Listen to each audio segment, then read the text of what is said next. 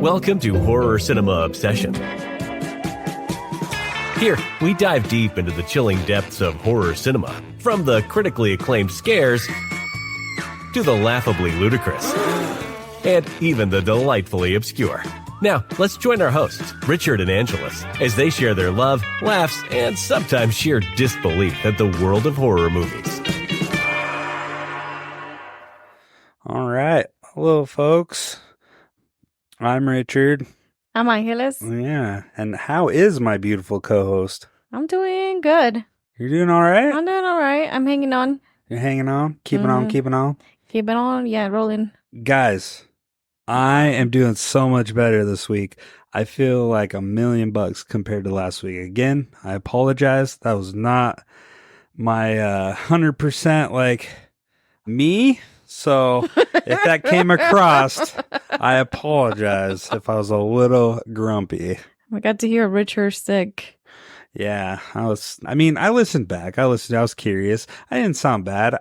Honestly, maybe I'm a little narcissistic, but my takes were pretty solid. I'm just saying, I brought it. I think you look worse than you sounded, just because I can tell you were not feeling 100%.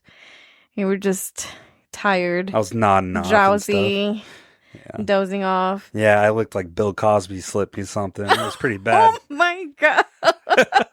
You're fucking jokes. Hey, dude, I've told you that story. I've been Cosby'd before. Roofied? Yeah, Cosby'd. It's fucking crazy, dude. But that's a different story down the road. No, we want to hear about your roofied story. No, there's names, there's people. We're gonna give it a fake name. It's gonna be Glenda. No, we're not gonna go down that road. Anyways, how? Jesus Christ! Glenda. Focus, Angelus. Focus. Zoom. Oh God. How was your week? It was stressful as hell, man. Stressful as hell. You were kind of hinting on that. Yeah, his work is just freaking just crazy. You, huh? I only have a couple of big projects open, but one's ending and it's just dragging, and then another big project is starting, and it's just like a hamster in a spinning wheel. Like, I don't know where to go. I know what you mean. My week was kind of hectic too, like that. We had a bunch of deadlines to meet, but then it got extended for us. Oh, nice. So we got a little bit of saving grace, which thank you to the powers that be.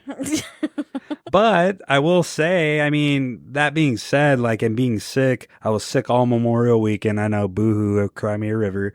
But that I worked. I went into work Wednesday to Friday. Had a short week. A short week, but man, they crammed a lot of stuff on me. But got it done. Happy. I passed my driving school Saturday. It's a big announcement, guys. Tell us more. Yeah. So unfortunately and embarrassingly, I've got a notorious lead foot. I speed. I'm a maniac on the roads.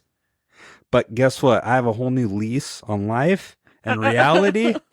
I am not the owner of the road. My priorities do not exceed anybody else's. Exactly, Richard. It's what I've been trying to tell you all this time. Yep, 10 and 2 on that wheel. 5 over is the max I'm ever going to take anymore. And guess what? Anybody in front of me going 5 under, I will not curse you out no more. There's no road rage. Yep.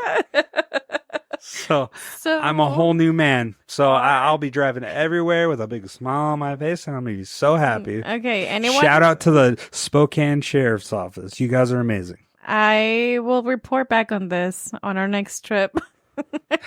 When my license is suspended. Asking you, babe, can you take me to work? No, take the bus. No, not the transit. But yeah, no. So that going, I just did that Saturday morning. That was a lovely time.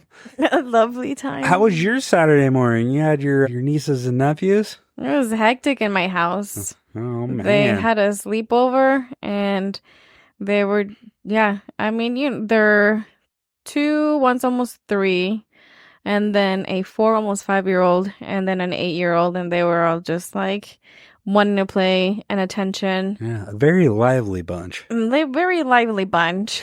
They, man, I'll tell you what, your nephew is hilarious with the dinosaurs. Oh, When yeah. we put the new Jurassic Park on, Roar! oh my god. That was him. That was the whole conversation this morning. He was wearing dinosaur pajamas. Yeah. And everything that I was asking him, it kept circling back around to freaking dinosaurs It's and so cute. dinosaurs I love roaring. I was like, what about this?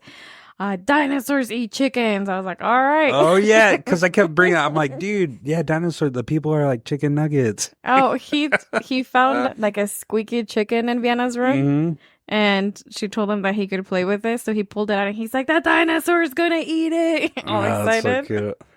Dude, that's another thing. The string of luck I had this week. Yesterday, alternator went out. It was such a random time. You so just had a week. I know. Right after work, I put in a full 8 hours, and then I had to. My car was trying to shut down on me on my way home. I coasted right into my garage, luckily, and I'm then going to die. shout out to my brother, by the way, if you're listening. Thank you so much. Dropped everything he was doing to help me out. It was a 2-man job for me. Yes. So it definitely, he drove me around, go get the parts. So shout out to you. Love you, man. So you're going to do something big for him? Yep. Best brother I person can ever have. Take him out to a big fancy dinner. I don't know about that. But no. But yeah, anyways, let's kind of get back on track, I guess. That's with our week. You said you wanted to bring up something specifically to me on the pod. Right now? Yeah, did you want to talk about it right now or do you want to wait? Give it a second. Let it marinate? I don't even know what we're marinating in. We'll see. It's not bad. Is it some chisme? No. I'm just- Is it something to do with my like machismo? No, you're not machista. Not that I've seen. Oh. Sometimes you say things. Well, and let's- I'm like, get let's- your own food. Whoa. Let's let her rip. Let's hear it. No. First of all, this week we're covering the movie Poltergeist 3, Oh yeah, that's important. We're covering Poltergeist 3, baby. 1988. Mm-hmm. PG-13. You talk so much about horror movies being PG-13. Hey, this one pulls it off though. One of the few. It's a rarity, And but you this one pulls it off. and you picked this one. I did. And You know why I picked this one? what? Because as a kid growing up, I guess I was privileged. I had cable Oh TV. my god, this is what we're going to bring up every According to Angelus, I was episode. very privileged. You were. We had cable TV. And if anybody's aware of cable TV, there's a network called WGN. It's a Chicago network. But they always played it. They played Bulls games, whatever, all things Chicago, right? Well, they also played movies, but they're always Chicago-themed movies. And guess what? Poltergeist 3 takes place in Chicago. And they played the living hell out of this movie. And I would catch this movie all the freaking time. Not that I even enjoyed it back in the day, but it was just on. And I think I watched it so much, I got brainwashed to saying this movie's good. I enjoy this movie. It is forever in my zeitgeist. That it's good. Yeah. Oh. And plus, you can't go wrong with Tom Skerritt's mustache, dude. Come on. His caterpillar mustache. Yeah, how'd you feel about that? It's very caterpillar-y. I want it's very one. 80s. I want one. He still has it. That dude, Tom Skerritt, 90 years old. He deserves his flowers. He is an amazing guy. 90 years old. Oh yeah, this is what this after this conversation that we had in my car about your WGN network. Yeah. This is what I like went home and pondered on my thoughts, and I was like, I'm gonna write a list Oh man, for Angela. Richard. Because you had the nerve to call me uncultured in the car. Whoa, putting me on fucking blast. Yeah, Dude, I called you uncultured. you did. We were talking about horror movies, I and you think brought up your TV network, this gadget mustache dude, and how Whoa. Stop it. Put respect on his name, goddammit. Tom Skerritt. and how the hell do you not know who Tom Skerritt is? I was like, let me remind you, I was born in 1989. Same as I. I didn't move. I lived in Mexico and grew up in Mexico until I was 11, so until 2000. And then when we moved here, I had some of my mom's cousins and other kids around my age they introduced me to a lot of like the culture and what was popular at the time. This was back in 2000. And Tom Skerritt should have been definitely in that rotation. Oh, 11, 13, 14-year-old kids.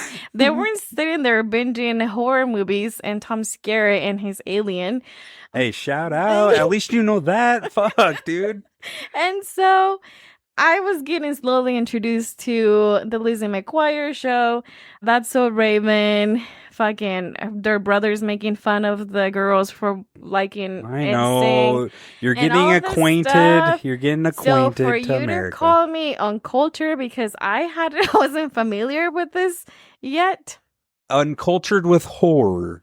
With horror and just things. So I was like, let me I wrote a list of You're- things I was watching while Angeles. you were watching your WG. I remember the comment. You're 34 years old Uh-huh. and you say you love horror, which Mhm. isn't bad. I'm not judging you, but you Yeah, like you were. maybe I'm judging a little bit because we just had a conversation. I'm like, hey, a little quiz. We're testing our mics. I'm like, where's Michael Myers from? And she's like, Crystal Lake. I'm like, Jesus effing Christ. So any listeners, please let us know where Michael Myers is from. I was watching horror. That's what I was getting to. But okay. it was a different horror. It was Mexican and Latin American horror. Ooh. So not okay, continue. your horror. So I went down because you called me uncultured. I have to bring up some names of some freaking majestic Mexican and Latin American actresses and actors and some of the work that they were doing in the horror. And so that I can call you uncultured Mexican horror. Whoa. Majestic? What do you mean by Yes. majestic? Like, they're just majestic creatures, They're beautiful just beings? like how you hold to your standards, Tom Skerritt. This people Whoa, are for me. whoa. Tim Skerritt or Tom Skerritt? Tom. And I'm not saying the dude is the best actor since You're over sliced here bread. drooling during the movie, and you were like, that mustache. It just reminds me of the 80s so much. And my dad, throughout the whole... You met my dad, right? Yeah. Well, Yeah. Well, he has like a goatee / beard now, but back in the 80s, 90s, that motherfucker was rocking a full on, we're Italian, Mario mustache. And that's what always reminds me. Tom Skerritt's mustache reminds me of my dad's mustache. It's hilarious. Okay. And it is majestic. So, And it is majestic. anyways, continue with your Mexican cinematography. Mexican cinematography. Mm-hmm. To see if any of these names come to mind, Richard. And if not, why the hell don't you know these names? Oh my God, I will do my best. The first one, Roberto Mario Gomez Bolaños, most commonly known as Chespirito. Oh yeah, dude, he was in Saved by the Bell. Sure. He was an icon. He didn't do horror, by the way. Tricked you. He did a lot Yeah, of he did comedy Saved by the stuff. No, he did a lot of comedy stuff. Chavo del Ocho, Chapulín Colorado. So for any listeners, Spanish speaking, they grew up watching any of this, don't know who I'm talking about.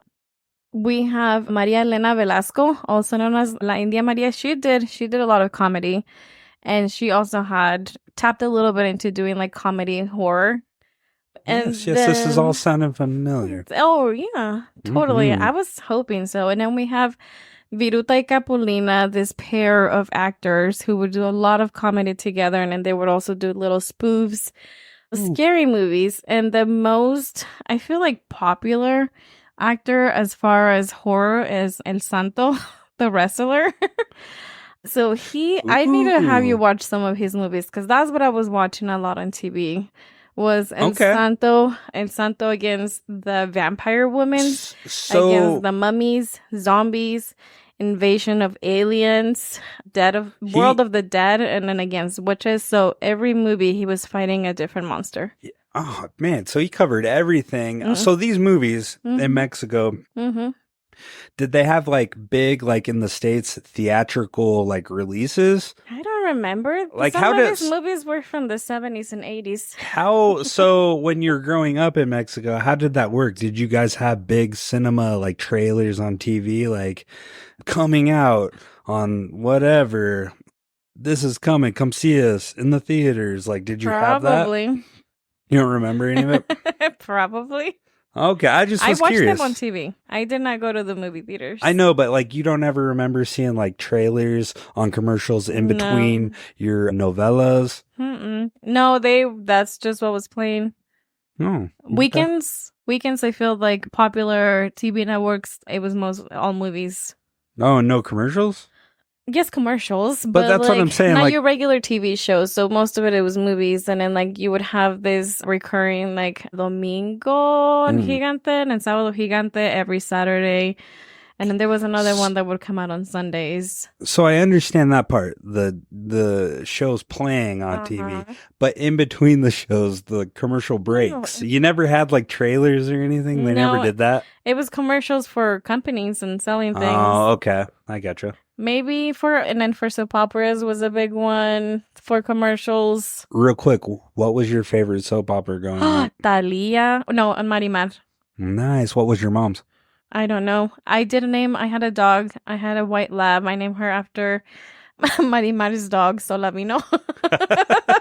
Wait, what was the name? The dog's name? Yeah. Solavino. Solavino? Vino. Yeah, from Marimar. Well, shout out. I'm sure some of our listeners love that. Also, whenever in Spokane, guys, Elsa Zone. Oh my God. Hey, man, good food, good place to be, good hangout. So anyways, Richard, Getting I was that not out of uncultured. I was just watching different stuff from you. Thank you. We can go back to Poltergeist 3. Okay. Cool. Cool. Great. We come from two different worlds, but our paths lined up now. And thank you for that. I love you so much for it. Oh, you're very welcome. Thank you. You've made me more cultured. Okay. Okay. So 1988, but we're going to have a different format this time around. Instead of covering all the movies that kind of came out in this year, the biggest one, we're going to change it up. So we're not going to cover them all. But the biggest one that came out, the highest grossing movie, was the Tom Cruise, Dustin Hoffman movie, Rain Man. Have you ever seen that? I don't know. No. Oh, dang. I'm just going to say no because I don't remember. Oh, it's I pretty remember good. the name. Yeah, Rain Man. We'll have to watch it. So, yeah, that's the top gross. Well, she's nodding her head. She hates Tom Cruise, guys. No, I don't. Damn. So, yeah, we might have to cover that. Hey, you're trying to push Titanic on me every weekend. I do not. You keep trying to bring up Titanic. Oh, my gosh. But notable horror movies, or at least are a note to me, in 1988 that come out, and some of these we're actually going to cover here in the next several weeks, is we have A Nightmare on Elm Street 4, The Dream Master. We have Child's Play making its debut. Hellbound, Hellraiser 2, The Blob, which we're going to cover it's not next week, but probably the week after. Or maybe the week after. Or the week after that. It's coming, guys, but it's not the original Blob. It's the one with Matt Dillon's brother in it. Kevin Dillon. Yeah, Kevin Dillon, Entourage. Not bad movie. It was covered and it was made in 1988. It's the remade version, which is pretty good. And then we have Maniac Cop, which is awesome. It has our boy Bruce Campbell in it. Phantasm 2, which is pretty freaking awesome. They had a huge budget for that and I think did a pretty good job. Wes Craven, or no, was this Wes Craven? The Serpent and the Rainbow. It was either Wes Craven or John Carpenter. I think it was Wes. Then we have Pumpkinhead making its debut. Have you ever seen Pumpkinhead? No. Fuck, we got to cover that. I'm starting to figure out late 80s, mid to late 80s was my childhood horror. Like, we watched the shit out of Pumpkinhead. I fucking love that movie. Killer Clowns of Outer Space. You've seen that. Bits and pieces, not the entire thing. I'm not a huge fan of it, but I know a lot of people are. It has a cult following, but it has some entertaining pieces to it for sure. And then the last one I'm not terribly familiar with, Dead Ringers. Does that ring a bell to you? No. No? Yeah. Mm-mm. So those were the horror movies that I found that came out in 1988, along with Poltergeist 3, which Poltergeist 3 I was wondering, why the hell did they make a Poltergeist 3? It's purely a money grab. And it kind of was, but they didn't really make too much money off it. It was primarily made due to the success of the first 2 films in the series. The original Poltergeist in 1982 was significant box office success and received critical acclaim because the director was Tobe Hooper, the guy who created Texas Chainsaw Massacre. But it also had Amblin Films and, gosh, the director, the Jurassic Park director, god damn it, his name. We watched this. Ready Player One. He's classic. Steven Spielberg. Fuck, I'm sorry, guys. His fingerprints are all over this, and there's always rumors that he directed it. But in all honesty, Tobe Hooper was one of his favorite directors, especially in horror. That's why he gave him the Poltergeist job. So I don't believe that one bit. But yeah, so it was built off the 1982 success. It received critical acclaim. Its sequel, Poltergeist 2, The Other Side, was released in 1986 and also performed well financially.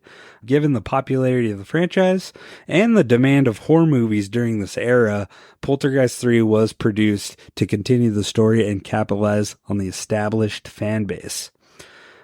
Which I believe this movie was made for what, 10.3 million? 9. I saw 9.5. Yeah, it was something close, like 9.5, 10 million, and it only grossed worldwide like 14 million. Yeah. Like 14 million and some change. So it didn't, out of all the movies we've really covered so far on our podcast, this one was kind of really lowest and the modest, besides obviously Critters 3, I don't think scored that much. It was a direct-to-video, which there was a healthy market for it, so it had some sort of value. But this one, as far as movies being released in theaters, it was definitely this is the lowest one we've covered as of date. Not that that matters, but I'm always just curious on that. Anyways, what are your initial thoughts with Poltergeist 3? I felt so lost at times. It was my first time watching it. But at times, like, I was watching and I was just like, what the hell is going on? Because, like, there's so much happening all at once at times. And then at times there's nothing happening and then it's just moving. So there were some scenes that were kind of dragged out. I mean, overall, pretty good. Not the worst. So you enjoyed it? I enjoyed it, yeah. So, yeah, I think I know what you're saying with it, too, the pacing. So I think the pacing was a little bit off. I've seen this movie a shit ton of times. So I do see where you were getting lost, because I kind of was getting lost with fresh eyes. I haven't seen this movie in years. Okay. So with a new shade or a new eyes on this, fresh eyes, I found something like differences in it that I didn't see before. And yes, this movie isn't a masterpiece. By no means is this. No, it's not polished, but I still was entertained by it. I enjoyed it. It was fun. It was a fun watch. And then what's her name? Heather O'Rourke. Heather O'Rourke. She came back, and then everybody's favorite. I forgot her real name. Tangina. Yeah, Tangina. I always think of, damn, Gina. She's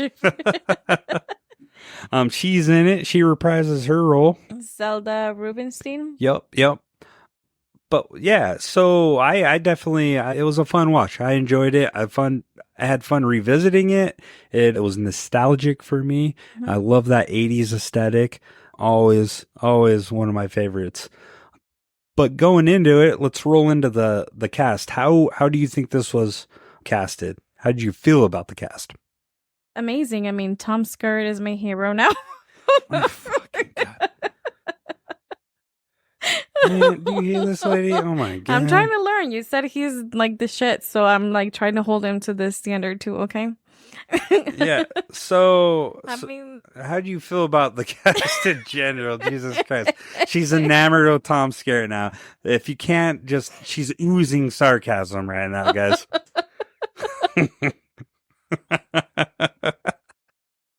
Oh my gosh.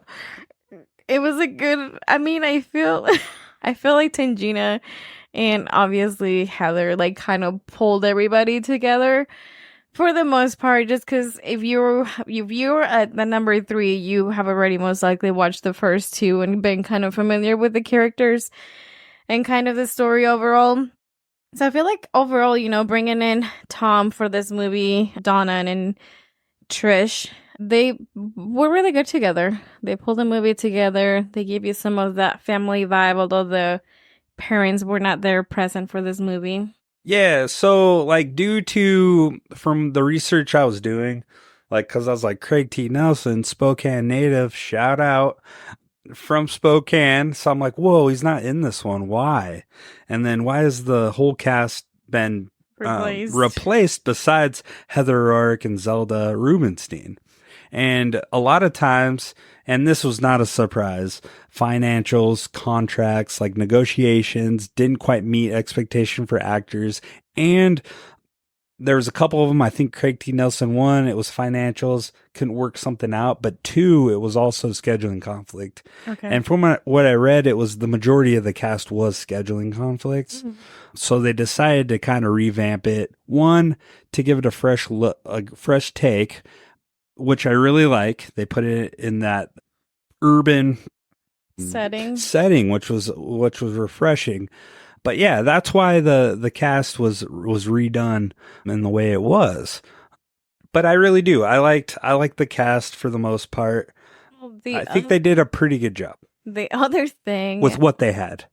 There's the whole thing of the Poltergeist curse. So after every movie, they had one of the main characters passed away too. I know, just totally unlucky. Yeah. Do you believe? Okay, so you believe in ghosts. We've heard your treasure. We've heard your treasure hunting stories from your dad. Do you believe in this curse? No, I feel like it was coincidental. Like the first movie, I can't remember her name. She played the older sister. Yeah. It was a crazy, like obsessed ex-boyfriend or something like that. He killed her. The second one, I can't remember his name either. Sorry, guys. The guy that played Kane. Yeah. He had cancer, so he passed away. And then in this movie, Heather, she was sick. Complication surgery, all the stuff that happened at the end. So I feel like it was just a huge Zelda coincidence. Rubinstein, Tangina's mom, died of natural causes. She was like 90-something years old. During the movie. I think it was unfortunate, especially, dude, Heather O'Rourke, that was the saddest thing to read. Like, she was struggling throughout the filming of this movie, and bless her heart for even trying to do this. And you can't really tell on film. I mean, she isn't, it's noted that she's barely in this movie throughout the whole thing, and that's why she was super sick. And it was something she was born with. It was Crohn's. Something in her bowels, right? Her stomach. I have a friend who suffered from this, and it sounds like the worst thing to have. Oh, Just a lot of stomach issues. The best explanation that she gave me for her Crohn's was it feels like your stomach is in a knot, and you're being poked with 1,000 needles at the same time. Yeah. That was hers. That was her experience with it. But Heather throughout the movie, they also had her. This had to have been amplified by 100 because if she died from this. Well, she had like a surgery complications too. She was misdiagnosed at one point, and so they were giving her like a medication, which was, you can see on the movie, she has that swelling a little bit on her face. I could see that. So bad after. So again, this was fresh eyes. I had no idea about this. That was happening. I knew the curse was around. Growing up, I watched TV shows on this and everything. And I knew there was a curse and she had passed away. But looking at it now as an adult watching this, I could see that, like you're saying, you could see the swelling in her face. You can kind of just see that she's struggling a little bit. Yeah, just knowing what was going on behind. It's like sad. Like, and again, props to her for even agreeing to go through and making this entire film. Yeah. And doing everything. But then, as a result of this too, the ending had to be rewritten and changed a little bit. Yeah.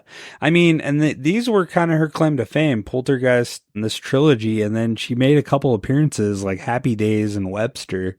But this was really it. Her career was just getting started. Yeah. And I really do think she would have been one of those horror icons. We Oh, would have yeah. seen her throughout the years in horror movies, if not going beyond that. But I could really see that as her being like a horror staple. You know what I mean? Yeah, because I mean, even in this movie, her not, maybe always feeling 100%, you can see a little more of her personality come through, like a little bit of Yeah. the spunkiness and a little bit of the attitude for being a Yeah. 12-year-old girl. Yeah.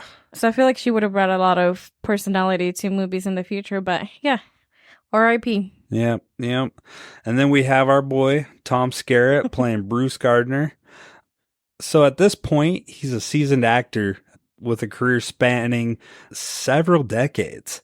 But he's known for his roles in both film and television. So he had spots on MASH. Of course, he plays an alien as the captain. What? He's Top Gun. He's in Top Gun. He's in Steel Magnolias. He's in A River Runs Through It. And then TV series Picket Fences and The Dead Zone. Coincidentally, Picket Fences, there's a connection in this movie with Zelda Rubinstein. But dude, looking at this, those are just a few movies, but those are huge movies that he was a part of. MASH was another one he was in. Yeah, MASH, the TV show. And Huge then- TV show. And this guy, I'm just saying, he was in the zeitgeist for decades. At least the 70s, 80s, and early 90s. Tom Skerritt was part of that. Was he like R. Vicente Fernandez? Because the mustache? No, because he was in every movie. I mean, he wasn't in every movie, but he was getting quite a bit of work. I just wanted to bring it back to like I was watching something else too, Richard. I'm not in culture. I'm just kidding. And then the next person at this time, Nancy Allen in 1988, she was huge. She's coming off she would have done Carrie in 76, Dressed to Kill in 1980, which was a thriller, Blowout 1981. She did RoboCop 1987, and then the movie 1941 in 1979. She also was in RoboCop 2 and I think RoboCop 3. 3, yeah. She was huge. I loved Nancy Allen. I didn't like her so much in here, and we'll get into detail about it. But yeah, no, Nancy Allen was good. And then you have, we already covered it, Zelda Rubinstein, which her claim to fame was pretty much the Poltergeist series is what put her on the map. But she also did 16 Candles and Anguish. So she was around the block a few times. And then I'm calling him Dr. Satan. But his Dr. Seaton is played by Richard Fire. I don't like this actor.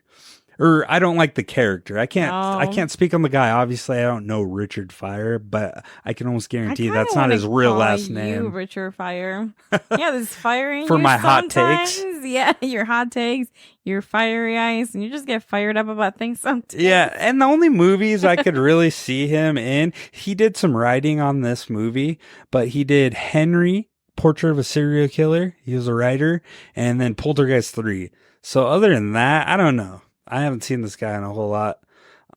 And then you got Laura Flynn Boyle, who she's huge at the time, or through her filmography. We have Twin Peaks, Wayne's World, 1992, The Practice, that was a TV series from 97 to 03. She was in Men in Black 2. I forgot about that. And then she did a movie, Threesome. Yeah, I don't know what that's about. But yeah, no, other than that, that's kind of the cast. And then you have Henry Kane, or the person who played Henry Kane, who replaced the gentleman in the previous movies, Nathan Davis, which his filmography wasn't too big either. Poltergeist 3, Holes, Chain Reaction, Code of Silence. So really, I mean, the actors they do have, they're all veteran actors, it looks like. The majority of them, yeah. Yeah, Or at least the main. Laura Flynn Boyle was the only one that was really up and coming. And obviously O'Rourke, but she had been acting for years as a kid. So no, that was the cast. And then, do we want to talk about the director? What'd you find? The director, I was on the plot. Let me go back to the director. Gary Sherman. American film director, screenwriter, and a producer. He's also, from Chicago, Illinois. Best known for his work in the horror film genre, directing films such as Deathline, Dead and Buried, and obviously the Poltergeist 3. Apparently, something that I found when I was doing my research, when he was approached by MGM to do this film, initially he refused to do the movie, and then he agreed under the condition that it be filmed. He had 3 conditions that he gave them. One of them, he wanted it filmed in Chicago. 2, he wanted it to be filmed at the John Hancock Center. And then he wanted all the special effects to be practical. He looks like he has done some other work that I found for him. Like I mentioned, Dead and Buried. Oh, dude, Dead and Buried is huge. That is a good one. Deathline. It was a British American horror about a government official disappearing in the London tunnels after there were other reports of missing people. Wanted Dead or Alive. He did Deathline in 1972, and then he did a remake, Deathline, called Deathline or Raw Meat 2. Raw Meat I don't think I've seen 2? Deathline. I haven't either. Wanted Dead or Alive was a story about a bounty hunter. I have Lisa. This one actually sounds interesting, and it sounds like something I would watch. It's called Lisa, 1990. It's about a teenager who prank calls people. And then in one of her pranking people, she calls someone, and then this guy, they would find men that you would find attractive. I thought she was seeking revenge against her abusive stepfather. Lisa? Yeah. That's not the description I found. Really? Yeah. She would prank call people. I'm thinking of a wrong movie then. Answer, and then they started talking, and there was chemistry between them, and then he turned into an even bigger stalker, and then he turned out to be kind of dangerous. Yeah. So Gary Sherman, his filmography, pretty much, you would say he kind of does the horror, thriller, and crime. He lives in kind of that realm. He did a documentary on the origins of Alien in 2019. Fuck yeah, dude. Who wouldn't? Fuck yeah. Who wouldn't? Oh, okay. Have you watched it? Actually, I think I have. Oh.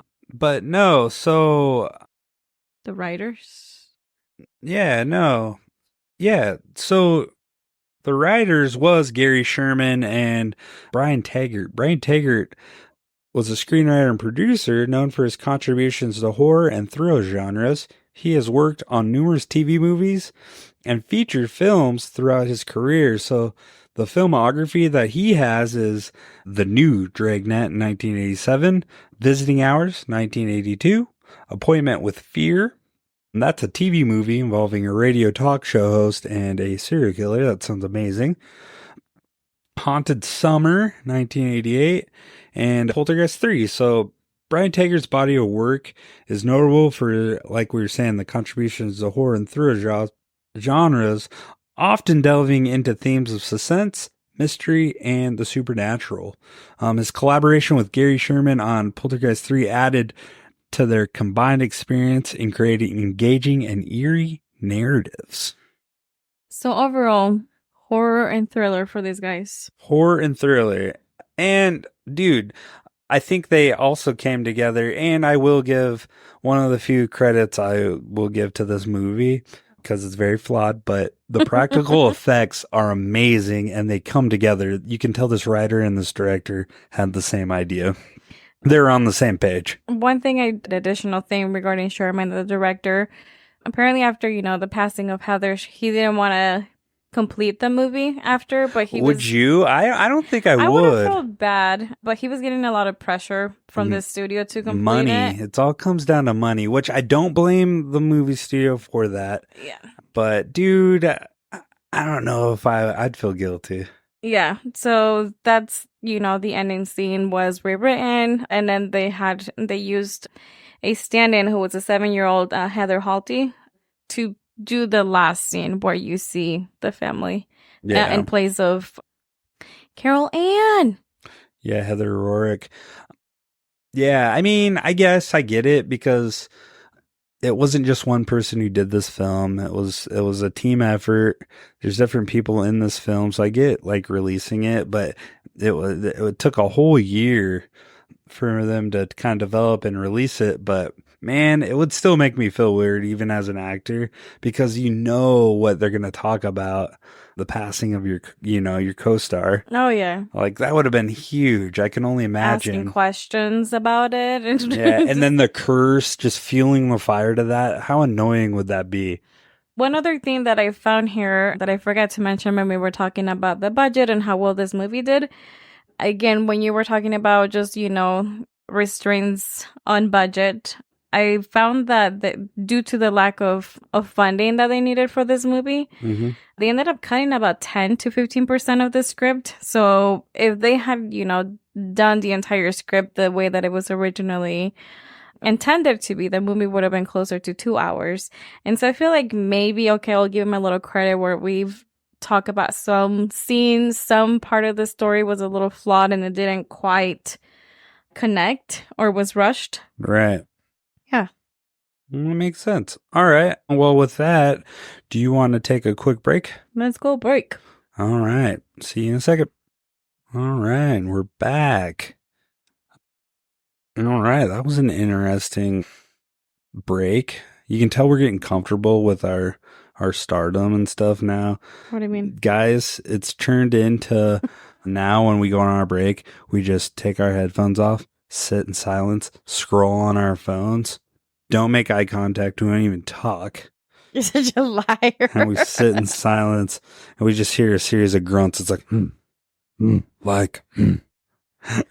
What are you liking? And then we know it's time to put our headphones on, press record, and then we start getting back to the normal. Oh, you're making this sound so much fun. I'm kidding. We were just bullshitting. That's funny.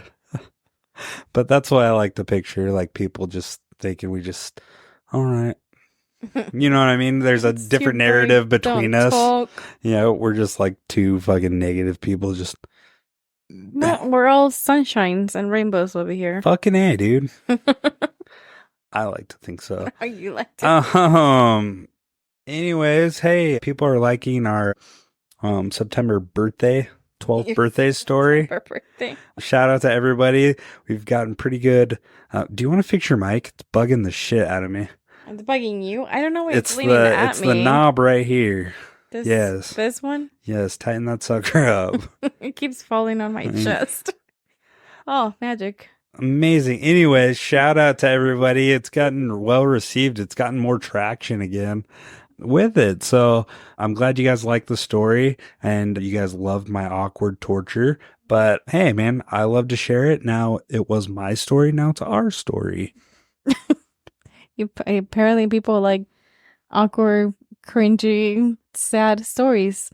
Yeah. About 9/11. That's my whole life. That's your whole life? Yeah. No. You don't. It's not all sad, Richard. No? Just that birthday was very memorable. Yeah. But yeah. So let's get back to Poltergeist 3. Does that sound good? Sounds great. Do you want to start off? So I'm curious to hear what your plot. I wrote my own plot. Oh shit! So I want to hear your plot first. Let's hear it. The plot? Yes. I cheated. You always cheat. No, I don't. I take time and write my shit out. I do too. I spend hours. My OCD makes me, and so it makes me outline everything. Fuck out of here. It's so Let's pretty. Read it. I've Let's showed hear you it. my notes. It is. You were the best note they taker have ever. Bullets, little like arrow figures, and underlines, and idolized, and everything. Fucking beautiful. I love it. I know. Where my notes are just a fucking boom. Boom. Like a bomb went off. Anyways, plot. Poltergeist 3. Uno, dos, tres. A teen youngster, Carol Ann, is sent to live in Chicago with her uncle Bruce and aunt Pat. But that doesn't mean that she's escaped the apparitions that have haunted her in the past. When she starts experiencing terrifying visions, her school psychologist believes that they're figments of her imagination, but this becomes hard to believe when ghostly foes start inhabiting the mirrors in her relative's high-rise apartment. Decent. The end. Decent. But I know you didn't write apparitions because you couldn't even say it. Fuck you. Oh, that's okay. That's okay. Let me try mine. Okay. Do you want to hear mine? Yes. Poltergeist 3 follows Carol Ann Freely as she stays with her aunt and uncle in Chicago high-rise. Malevolent spirits target her through reflective surfaces, causing chaos. With the help of a spiritual medium, they confront the entities to save Carol Ann and stop the haunting, delving into themes of family bonds and supernatural forces. Mic drop. Boom. Tomatoes. Apparitions. Apparitions. Happenings. Mirrors. Say it again. Apariciones. Okay. Okay. But again, to touch on it in my notes, so I got parents ? That must have been right when I'm like, what? Where's Craig T. Nelson? What the fuck? And then I go into a deep dive. It looks like in my notes. But yeah, no. And then a combination of factors, including scheduling conflicts, creative decisions, and external circumstances, is what prevented the cast. So, that was the plot. You guys decide which one you like. It's not a competition by any means. Truce came out. He wrote it himself. I'm just saying that should get recognized a little bit. Come on. Screw you off, man. We just said that I had a really long week. I know. So did I. And I watched this movie and took my detail notes. Dude, not only that, we also watched another movie for the Cinema Society Saturday, The Hitcher. It was 3 movies. This is slowly consuming our lives. All these movies. Do you notice now, like, I was always critical on movies, but I feel like you're turning critical now. I'm turning critical? Yeah, on movies. Like, I know Vienna is for sure. Oh, yeah. We're like, it's no longer, it's like, because I'm a musician too, so I no longer can enjoy a song without breaking it down. Now I no longer enjoy movies without breaking it down. You're ruining our lives, Richard. I know, I'm sorry, dude. I'm gonna go jump off this high rise, man. That's movie, horror, Yeah. movie, horror. So yeah, the creative direction, the filmmaker may have wanted to explore new aspects of Poltergeist, introducing a new character and freshen up the franchise. This could have contributed to the changes in the cast and character dynamics to create a different narrative direction. I think that might have been the case too, because this Gary Sherman guy sounds like he didn't want to really do this movie in the first place. And I think he gave such demands thinking he wasn't going to get it. You know what I mean? Like, and then they were like, no, take it still. Yeah, take it. We'll do everything you say. And it's like one of those, oh, fuck, I guess I'll take the job then. Yeah. And then you know what I mean? He didn't want to finish it. Yeah. Yeah. But I do think the continuity, like, it's almost, I get it. We're continuing the story with Carol Ann, but man, this almost didn't have to be a Poltergeist 3. This could have been like just its own kind of thing. Even if they casted like a different girl, it could have been one of an offshoot of Poltergeist. You know what I mean? Without having to be Poltergeist 3, it could have been something else, like Apparitions in Chicago. Apparitions in the wind. You're so dumb. So wait, how did the second one end? I know we just watched it last week. It ended with the shout out Native American man saving them. Taylor. Yeah, going in, grabbing them, and getting them out of it. So they could have ended there. Was there? I don't remember if there were any hints at the end of that movie signaling that there was going to be a third one. Well, there was no closure in the fact that Kane was ever destroyed, I don't think. Like, it was always kind of ended open. You know how horror movies are. They beat him this time. Yeah, they got away this time. Okay. I think is kind of the narrative in these movies. So, yeah. Do you want to get in? Do we want to get into the scene for scene, the breakdown of the movie? Let's do it. Let's do it. So, the opening scene, you quickly realize she has Carol Ann has been abandoned by her parents. They are no longer there, and that she got shipped to the urban city, Chicago. You're not in California anymore. Yeah. So the film begins with a recap of the Freeling family's history with supernatural events from previous films. That way it's establishing Carol Ann's psychic abilities and the dangers she has faced already. Like, so it pans on the building, right? Yeah. And then it goes into Carol Ann's room, right? Yeah. It opens up with her. Oh, with the mirror. So it's introducing the practical effects with the mirrors right off the bat, like in the windows, because it's cleaning and it's blurry. So and then she sees this. Quite tell what's happening at first. Yes.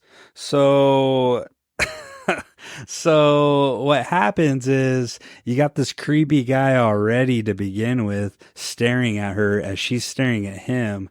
I don't know. I've never had to deal with this, and I've never lived in a high rise. Have you? No. With a window cleaner? I Actually, didn't even experience yes, this with that work. shit happens all the time. Not all the time, but it happens often at our work.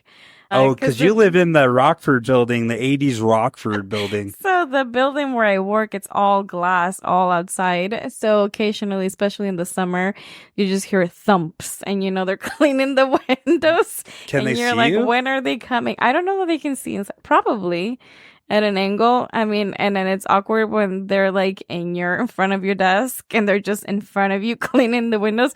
They've never made eye contact, but sometimes it's just... We've criticized them at times. Sometimes we sit there and compare them to the guys that have been there in the past. Because some of them are pretty quiet. You just hear the squeaky of the cleaning. Yeah. But this last guy that came, we were like, whoa, what the hell is he doing? It was like thump every time he put down the cleaner. My thing is, so with going back to the movie, that's funny. Going back to the movie, I don't know how I'd feel with someone cleaning the windows, looking into my bedroom. I'd be having my blinds closed. Well, that's the other. Did you see any blinds on her bedroom? I thought I seen it way up. They were beige, but they were there. Okay. So at least they're there. I mean, you got a 12-year-old girl, and then you got this old creepy guy. Not that he was trying to be creepy. He's just trying to do his job. But man, that creeped me out. But they have a little exchange. He smiles, waves at her as he's cleaning, and she smiles and waves too, I believe, right? Yeah. And as he goes down, she goes to see him again and kind of watch him do his job. And then who does she see? It's Kane. Kane. He's back. Although I thought it was the old man still, just they put a wig on him. I think it is. The old window washer, because... he looked like it didn't look like Kane. I forgot they had to replace the old man because he died. But I honestly thought the window washer just put a wig on and it was him. I feel like they probably did, because at first, they kind of gave you, like you said, that practical effect that it's not really the window cleaner, but it's not like full on what you see later on in the movie. It's like a halfway transition into what you really see. Yeah, because it just looks like that old man, just with a weird, creepier smile. And then she kind of jumps back. She's like, whoa. And then does Pat come in? Aunt Trish or Aunt Pat come in? Yeah, Patricia comes in. Patricia. And she tells her that it's time to make breakfast. And Caroline is playing on this game. I've never seen this thing before. I have. I had one. Of course you had one. Privileged baby. Yeah, she's playing on that thing. Spell gorilla.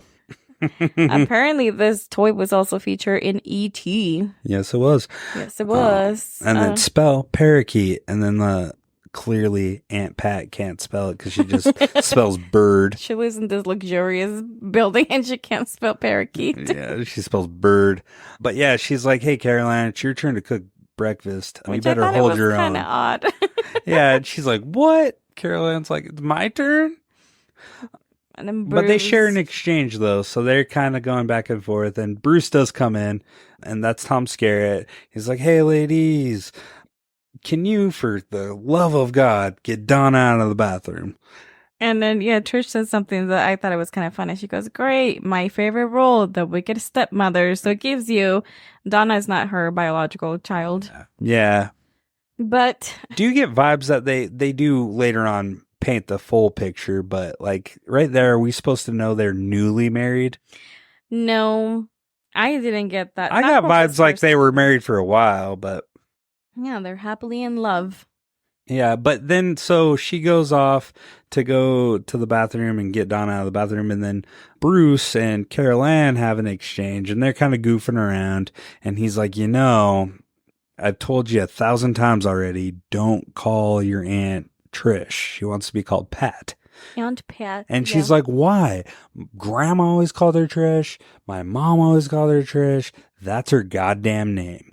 I'm going to call her fucking Trish. well, I don't think she said those words. She's 12. And then, yeah, but then he's like, I know, but it's too D-Class A. Yeah. And Carol Ann, I think she's very cute, but her acting was kind of, again, I think it was a little patchy. I think it was 80s acting. And 12-year-old, she was a kid. And I don't want to criticize anybody's acting because kudos to whoever can act. I can't and have never put anything on film. So who am I to say? But you can kind of tell when things don't flow, like they're kind of choppy. One thing that he says here, he's like, you've been here a month. So that gives you the take that she hasn't been with them. Yeah. Like when this was established, she's been living with them for a month. She's getting settled in. Yeah, still trying to get used to this family dynamic. And then, yeah, so Donna goes and talks to, not Donna, sorry. I'm going to call her Trish. I know she wants to be called Pat, but this lady, she was good up until when shit goes down. Nancy. And she's like, Pat, Nancy. I was like, this is not a very nice Anne. I'm going to call her Trish. Well, she clearly buckles under pressure. And clearly, she goes, talks to Donna, and that's when you get the dynamic that they do get along.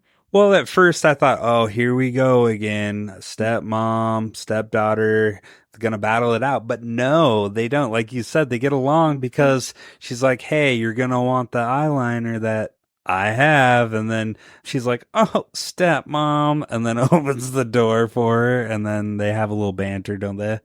She gives her makeup. She's like, remember what I always say, less is more, as they're getting ready for the day. And then she very nicely comes and offers her like her little mini compact mirror makeup thing to take to school with her. Which she ends up breaking. Yeah, accidentally. Well, Kane does. Kane does. Yeah, and then you see Carol Ann is now in the kitchen trying to get breakfast ready. Well, and she's so her and Bruce, talking to Bruce. Yeah, she's like, Bruce, are you gonna help me make breakfast? He's like, sure. What are we gonna make? And he's like, we've got mayonnaise, mustard, naming off all this gross shit. And then she's like, man, we're making toast. They didn't have Pop-Tart rights, so it was Toastums. Yeah, Toastums. Right. Although I like the name Toastums better. You do? Yeah, I would eat the shit out of Toastums. Toastums are gross. They're too sweet. You don't like Pop-Tarts? No. What, dude? The maple Pop-Tarts? It's like s'mores, jam and a cookie and icing.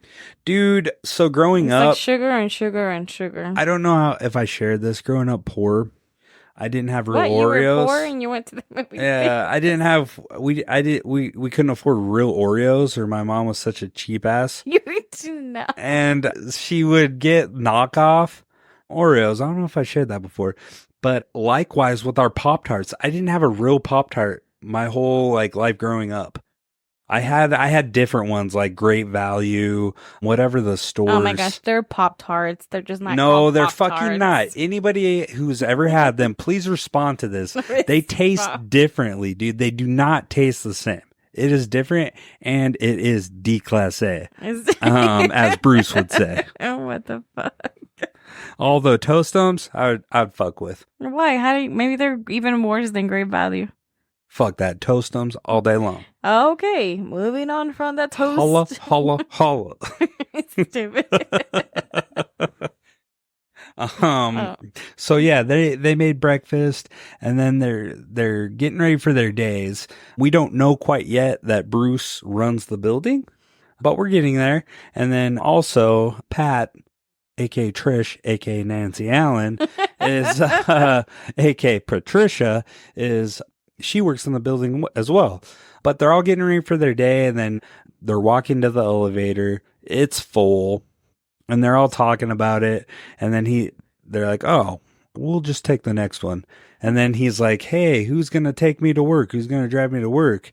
And I thought it was cute. Carol was like, "Me, I want to." And then implying, you see, they get onto the maintenance elevator, and then they're there. Well, it's kind of spooky because it stutters a little bit. So the one thing, obviously, and then I'm sure we'll touch on it more. The entire theme, not the theme, but there was a lot of mirrors in this movie. They go into the hallway and it's just like a row of mirrors all the way down the hall. How would you feel about living in a place like that? I'm glad you brought this up. This is totally 80s. Growing up, my parents, I believe, had a closet wall that was all glass. Mirror. It was all mirror. The doors? I thought it was fucking weird. And then they had a wallpaper mural of the swamp. It was a fucking swamp forest. Dude, it was totally weird. And with the glass mirror. Reminds me of that. But I don't know why in the 80s glass mirrors like that. Because why would you want that? I would not want to look at myself all day long like that. Everywhere you went in this building. That building is so narcissistic. It's so reflective. I'm like, fuck, dude. You can't get away from it. You can't get away from your reflection. Exactly. I don't know. That like gold. I feel like it would make you mirrors. so self-conscious. Like everywhere you go, you're constantly like seeing yourself and like bringing attention to yourself and what you're doing. I don't like that at all. Would you live in a place like that? No, I was just like, what the hell? Why is this hall just completely filled with mirrors? The entire wall. Yeah, dude. I think the director and the writer had a mirror fetish in this movie because they have all kinds of mirrors. They play with they it have throughout. they have all kinds of mirrors. They have two-way mirrors. They have just all the mirrors you could possibly find. They have it in this movie. To this building. So yeah, they have a mirror fetish, man. I'm surprised we didn't see mirrors on the ceiling. We kind of do. Depends on which angle we were watching. But like in the bedrooms, man, I thought, man, for sure they're gonna have glass. I don't know up there. that we introduced us to Bruce and Trish's bedroom. Maybe they did have a mirror in there. Fuck, I wouldn't put past them. We don't see their room. But we do see on the elevator as they're going up and down it, we start to see that there is a ghostly paranormal thing happening or something out of the ordinary is happening as there's cracks where the elevator buttons are. Oh, yeah. That glass is cracking all the way up. Something's happening. Yeah. So at this point, Bruce gets dropped off. This is when you figure out he works on the building. He walks off the deal and then they keep hinting that the building's really cold. Yeah, they're like super bundled up. Yeah. I'm saying that it's freezing. Yeah, freezing. And they're like, oh, you're just from California. You'll get used to the cold. Last week was -6. Yeah. And so they're implying that it's cold outside, but it's really cold in the building. So Bruce is like, hey, man, how's maintenance? Go check it out. Yeah. And so he's figuring that stuff out. Then Carol Ann, Donna, and Trish are trying to get Carol Ann and Donna on a ride to go to school. They're carpooling. Yeah. What's the family called? I don't remember. I remember freaking Marsha. Who? The little girl. Oh, God. That girl was annoying, dude. It's Scott's mom, I'm assuming, because Scott is in the car. Yeah. But they go downstairs to the garage, and they're calling out her name for the ride, and she's gone. Oh, they're peeling out. And there's no way they didn't hear her. She was probably tired she's of like, waiting. hey. And the bitch just fucking drives off, dude. You hear her peeling out, man. Like, you hear the rubber on the pavement just fucking squealing. But they're like, we're going to go cut her off. And they somehow get down there. They go out to like the front of the building, it looks like. Yeah, because, so they make it to the front of the building and they catch her. And she does say something to mom. She's like, you're late. I can't wait for you every time. And you know what? It was miraculous. The most unbelievable thing in this movie What? was there was front row parking. She conveniently got in Chicago, main downtown like that. She was able to pull in as they were waving her down. She lives there. Yeah, but dude, open space just miraculously right there. Get the fuck out of here. Yeah, and then she tells Trish, like, okay, this week I'm driving, and then the next week you're driving 2 weeks. And she's like, 2 weeks? She's like, yeah. 2 weeks, 2 kids. Yeah, 1 week for each kid. So they have an arrangement going on. Yeah. Which the parent, she's kind of annoying. I'm glad she's barely in this movie. Gosh, who did you not find annoying? Dude, I'm sorry. Just when you're over the top and did you notice the mom in that car, because they're razzing each other? She would only speak up if they were giving Carol Ann shit or if they were giving Donna shit. She would stay silent. But as soon as one of the sons were giving the daughter shit or giving each other shit, she kept defending Marcy Mouth. or yeah, she'd be like, "Shut up, Scott! Shut up!" Blah blah blah. Yeah, dude, I was like, "That's stupid." That's her precious angel. If that was her youngest daughter, maybe, but still, should have been I just fair wanted to to all slam. of them. I wanted to slam her head on You're to the such an fucking steering wheel. I'm like, dude, screw this mom. I hate this mom. Yeah, and then Marcy, that nickname that they gave her, Marcy Mouth, it's very fucking fitting. Right off, she's like, "You guys where'd are you hear late." that?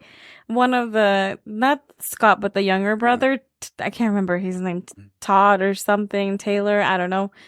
Tinker Tailor Soldier Spy? Yes, exactly.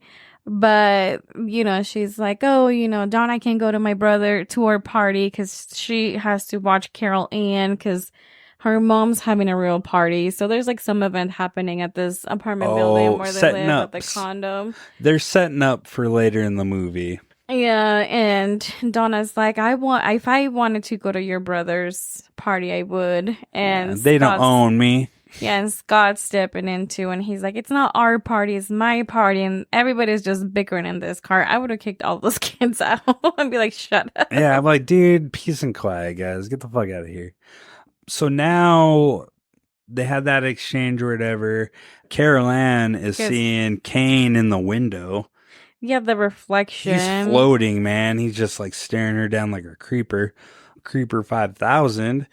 And then on her, so she gets dropped off first at the gifted school for gifted children. As soon as they open you see the kid roll up by the car, and then as soon as they open the door, he like fucking screams at her in her face. Seen any ghosts lately? I told Van, I was like, oh, just punch him in the face. Yeah, I would have fucking knocked him out, dude. And they're like, hey, leave her alone. And then still that mom doesn't say anything. And then when Scott does, she's like, Scott, God damn it. Like, dude, again, I wanted to just strangle that lady so fucking bad. Defend Carol Ann. I mean, this poor girl is getting picked on. It sounds like she gets picked on consistently at school. Yeah, and then so she's walking in, and then this is where you see the therapist, Dr. Seaton, and he's like, oh my God, shakes his head. He's like, and there's the bane of my existence. Carol Ann. And his smug attitude, this character, and I'm sure Richard Pryor, the actor, is totally fine guy. Pretty cool, right? But he plays this character so well to the point I was fucking, I was like, dude, this smug asshole. I've met motherfuckers like you, and I want to knock them out every time. Oh. But anyways, so he was irritating, wasn't he? You got to admit he was annoying. He just kept diminishing everything anyone said around him regarding Carol Ann. He was just done with her. And even the assistant, she's like, well, this is why they pay you big bucks for. Assistant and teacher, her teacher, because she's teaching them in the class as he's on that two-way mirror. Oh, yeah. They take him to this classroom for they start playing classical music for the kids. Yeah, and they're talking shit about Carol Ann. What pieces of shit? And that's a prestigious school that Bruce is paying for. And they have the audacity to fucking talk about the kids. Well, talk about the kids, but dude, everything we've seen so far in 3 movies about her, she's a good kid. She's a sweetie. A great kid. And then they're just, oh, she's a pain in the ass. Oh, man, we can't get her under control. She's not doing anything terrible. She just if anything, if you wanted to explain away what's happening, she has an imagination that is super creative. Yeah, and I mean, if he was not agreeing to this, why the hell did he allow her into the school? You know, the school is for extraordinary kids who are super smart. Well, that have problems. Gifted kids and with problematic problems. behaviors. But okay, so you know what you sign up for. Don't complain about Yeah. it. Just do your job and help these kids. So, yeah, so like you were saying, the next scene after they're talking shit in the break Was room, the next scene they go and she starts bringing up Chopin and how he was shy and he was 12 years old when he played for the Tsar of Russia. And this scene, this is one of those scenes where I was a little bit confused. That group of people that Dr. Sinton had with him, was this a tour? Was it staff from the school? No, it was a tour. He was clearly showing it off, and it was like a review, I think. Maybe, I don't know, maybe it was parents. Maybe it wasn't. Maybe it was a board. Maybe it was like the board of people. But he was showboating, trying to act cool. Another reason why I hated Dr. Seaton, and I fucking want to call him Dr. Satan, because he is a piece of shit. He was showing off the school, but clearly pinpointing at Carol Ann and how she was so problematic. No. So at this point in the thing, they're talking about Chopin and they're asking questions and they're like, oh, so this is what you do. And he's answering. And then he's like, excuse me, one of the people. He's like, hey, why does it look like that little girl is staring at us? Can she see us? And he's like, oh, that's Carol Ann. That's when he starts saying she's one of our more challenging students. And then he goes into saying it's manipulation. She wants you to make you think she could see you. Well, the thing which I think she does. I think she can kind of see, through. Or she's seeing Kane or something. Probably, because they pan out that same classroom. One of the windows, you see Kane at one point, too, on one of the corners of the room. Oh, fucking Chimo. On the window, just watching everywhere. So maybe she was seeing his reflection on that two-way mirror where they were. But the other thing, and that kind of like clicked something for me, because he's talking about Carol Ann, and he says that apparently, these kids are extraordinary. They have something about them. And when he describes her power is the power of projecting her imagination and convincing people to see what she sees or what she imagines. And I was like, oh, you're still not believing that she's seeing things. Well, you think she's projecting her imagination. And I'm like, this piece of fucking shit, dude. I hope he dies. I do immediately. I'm like, oh, they're paying this guy to fucking die. He's a fucking piece of shit. This is the movie review of how we just want all the characters that are being assholes to die off quick. Well, dude, okay. I'm going to say with this movie, at first I thought the acting was bad. I'm like, oh, this is atrocious. This acting is terrible. But I'm going to be honest with you. Gary Sherman and Brian Taggart, I think they're more of the problem in this movie, not the actors. Because the actors are given lines and stuff to read. The screenplay of this was not that great. The lines were not that good. And the direction, I think the directing on this hindered it a little bit too. Mm-hmm. Practical effects are good. They put a lot of detail in that, right?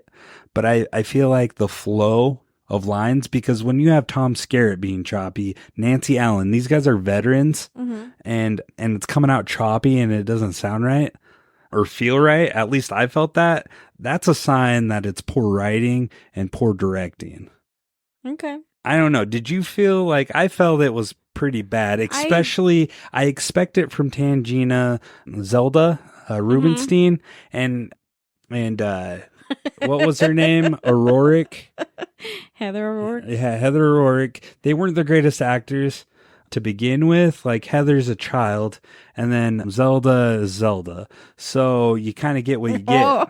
You kind of get what you get, dude. I'm not trying to like talk down about them, but they're not at the level the other ones are.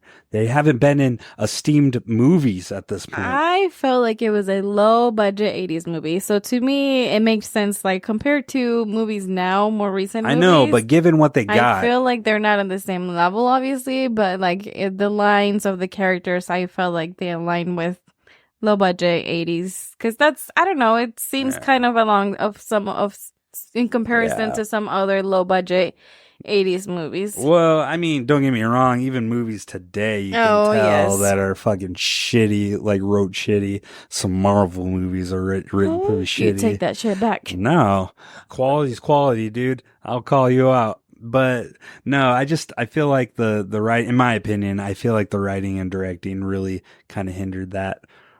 But getting back to it, where are we at? We're still at the school, and at that point they move on to a different scene. Satan takes Carol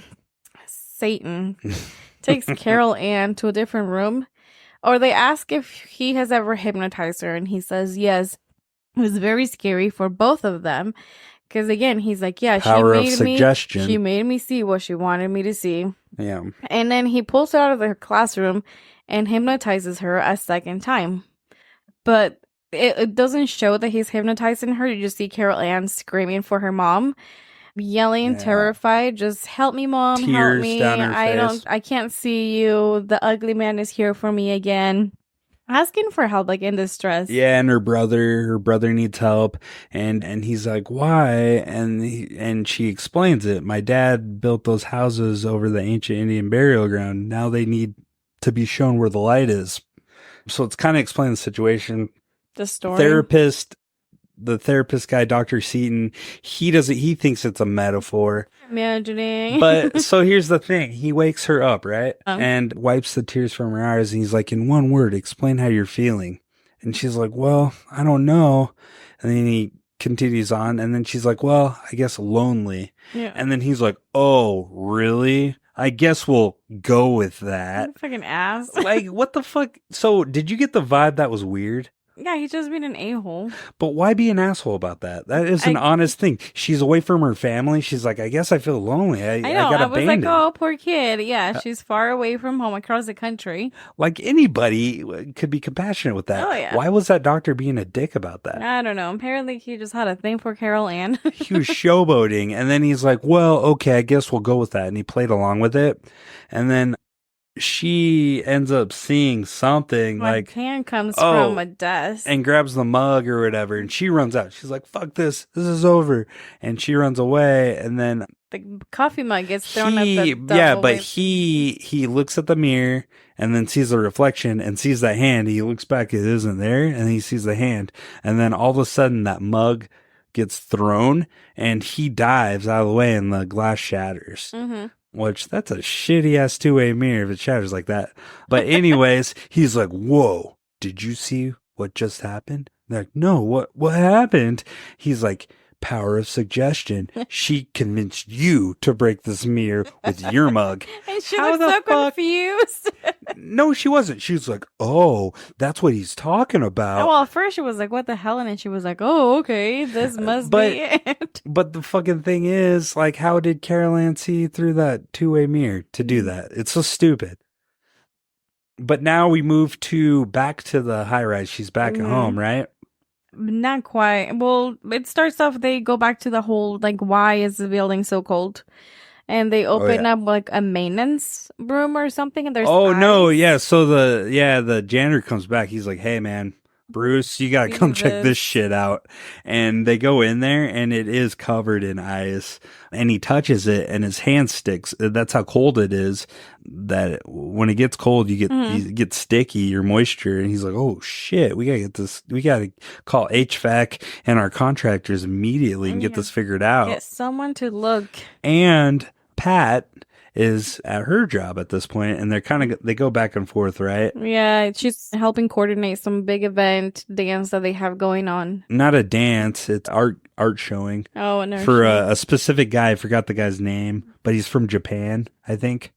Okay. So they're setting stuff up, and then she has a little bit more banter with a lady, and that looks like it's her assistant, which I thought would play a little bit more of a role in this movie, but she doesn't come back. She only comes back once. Very briefly. But yeah, she's like, well, because they're like, why are you taking all this stuff out? Well, you gave the dude carte blanche. He can do whatever he wants. And she's like, oh, okay. So she sits down, and later Bruce sits in the same spot. But I thought this was funny when she sits down by that art sculpture where it's like thinking and it's like a stick figure type thing. It's like you hear this stupid, silly, like it's supposed to be spooky. It's like, Trish. Did you hear that? I think it was very faint. It did. It was like Trish. It was like What the hell? laughing, kind of like, you know what I mean? It's supposed to Yeah. be spooky. And then you see the stick figure in the reflection turn and look at her, Which implying the supernatural around. Bong, bong, bong. Yeah, this fucking mirrors again. Mm-hmm. And then the kids are back home from school. Yeah, Carol Ann's in her room.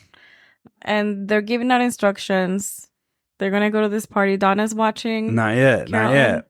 Bruce goes into Carol Ann to talk to her and kind of talk about what happened. And he's like, man, I don't really believe what he's saying. Oh, the She's like, it doctor? wasn't me. I did not break that glass. He's like, I know. I think that's bullshit. But if it wasn't like you, he's just trying to kind of get the full story, knowing that it's probably not accurate what fucking Dr. Seaton's saying, but he's just trying to get her version of it. And he's still thinking like, that's kind of bullshit too. But he doesn't care. He's like, I don't want to talk about it, whatever. And that's when he walks out. He's like, we good? And she's like, yeah, we're good. And then that's when he walks and talks to Donna and tells her, hey man, no fucking ghost stories tonight. You're babysitting. Yeah. And then gives her a kiss and walks out. Donna's on her phone. Yeah, Talking to her friends. Yeah. This party again, Scott's birthday party that she can't go because she's babysitting. Right. And then she calls Carol, what does she call her? A brat?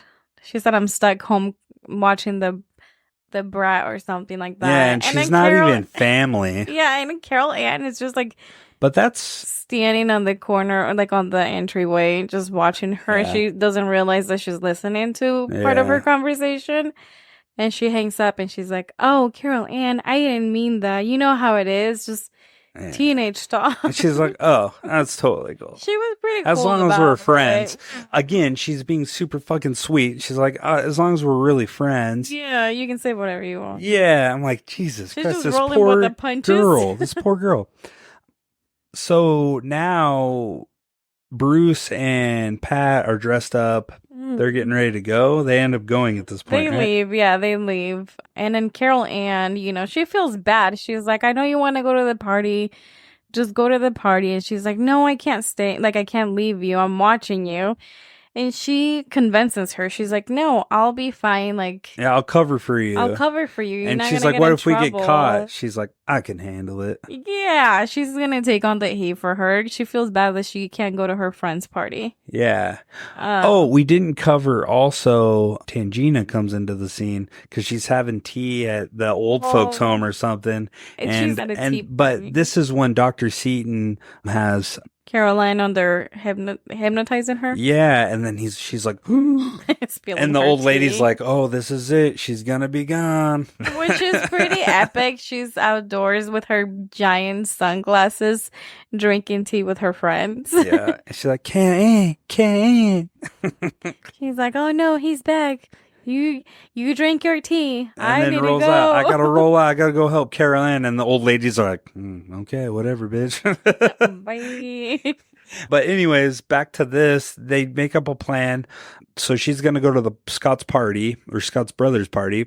She's taking the keys because she's going down Yeah, the stairs. but before that, a creepy thing happens when she's getting ready, putting her makeup on and getting dressed. Oh, the fact Carol Ann comes in and she's, oh, you look so good, blah, blah, blah, has that comment, and then they share that exchange, and then immediately after that, she opens the door. Carol Ann's standing there, says the same thing, and she's like, for me, I'd be freaked out. I'm like, what the fuck just happened? I'd shut that door, open it a few times. I'm like, huh? These reflections are fucking me up. I wouldn't have left at that point. Like, if No. you were starting to see trippy things like that, we're like, oh, never mind. This is a sign to stay home. Fucking A. So yeah, that happens. What she totally, a teenage girl, I guess, glazes over. She's like, meh. And then she does have that slight thing. Maybe I should stay home. But she's like, that quickly goes away. But yeah, when she leaves, she grabs the keys. She asks, why do you need the keys? She's like, oh, so I can sneak through the back the service elevator Yeah, because so nobody sees me. Yeah, there's cameras in the regular elevator. Yeah, and risking being seen by anybody. Yeah. So she ends up going to the party. Carol Ann goes back to her room. Things are normal at this moment. But then Donna's at the party. She shows up trying to be cool. All her friends are there. Yeah. Party isn't really a party because the parents didn't end up going to the art gallery thing. They're there. Yeah, so it's parents. yeah, buzzkill. So quickly we know we know where those keys are come to use. And Donna's like, well, I guess we can go to the pool. And so they all make the plan to go down there, right? Mm-hmm. And as they're doing that, now we see Carol Ann in her room. What's happening? Fog. Freaking is fog. I can't remember if it's fog that starts happening first or if she starts seeing reflections and all of this glass. No, so the fog isn't happening. So what's happening is that reflection. So she's looking like one way or whatever. Like she gets on that little stool looking out the window, and then you see the reflection. It's a little bit, she's delayed to the reflection because the reflection is a little bit before her, moves and looks at Kane in the window or whatever.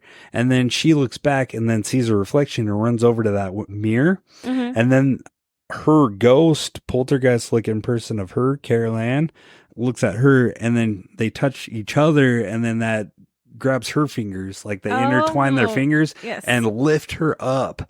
That would have scared the shit out of me. Pretty cool effect though, and that was kind of creepy. That would scare me too. Just kicking, dangling, all alone in this freaking apartment. Can we shout out though those fucking pajamas she was wearing? So fucking comfy, dude. I remember having those. Same ones? No, I never had button up, but I had a zip up one. I love those with things. Footies?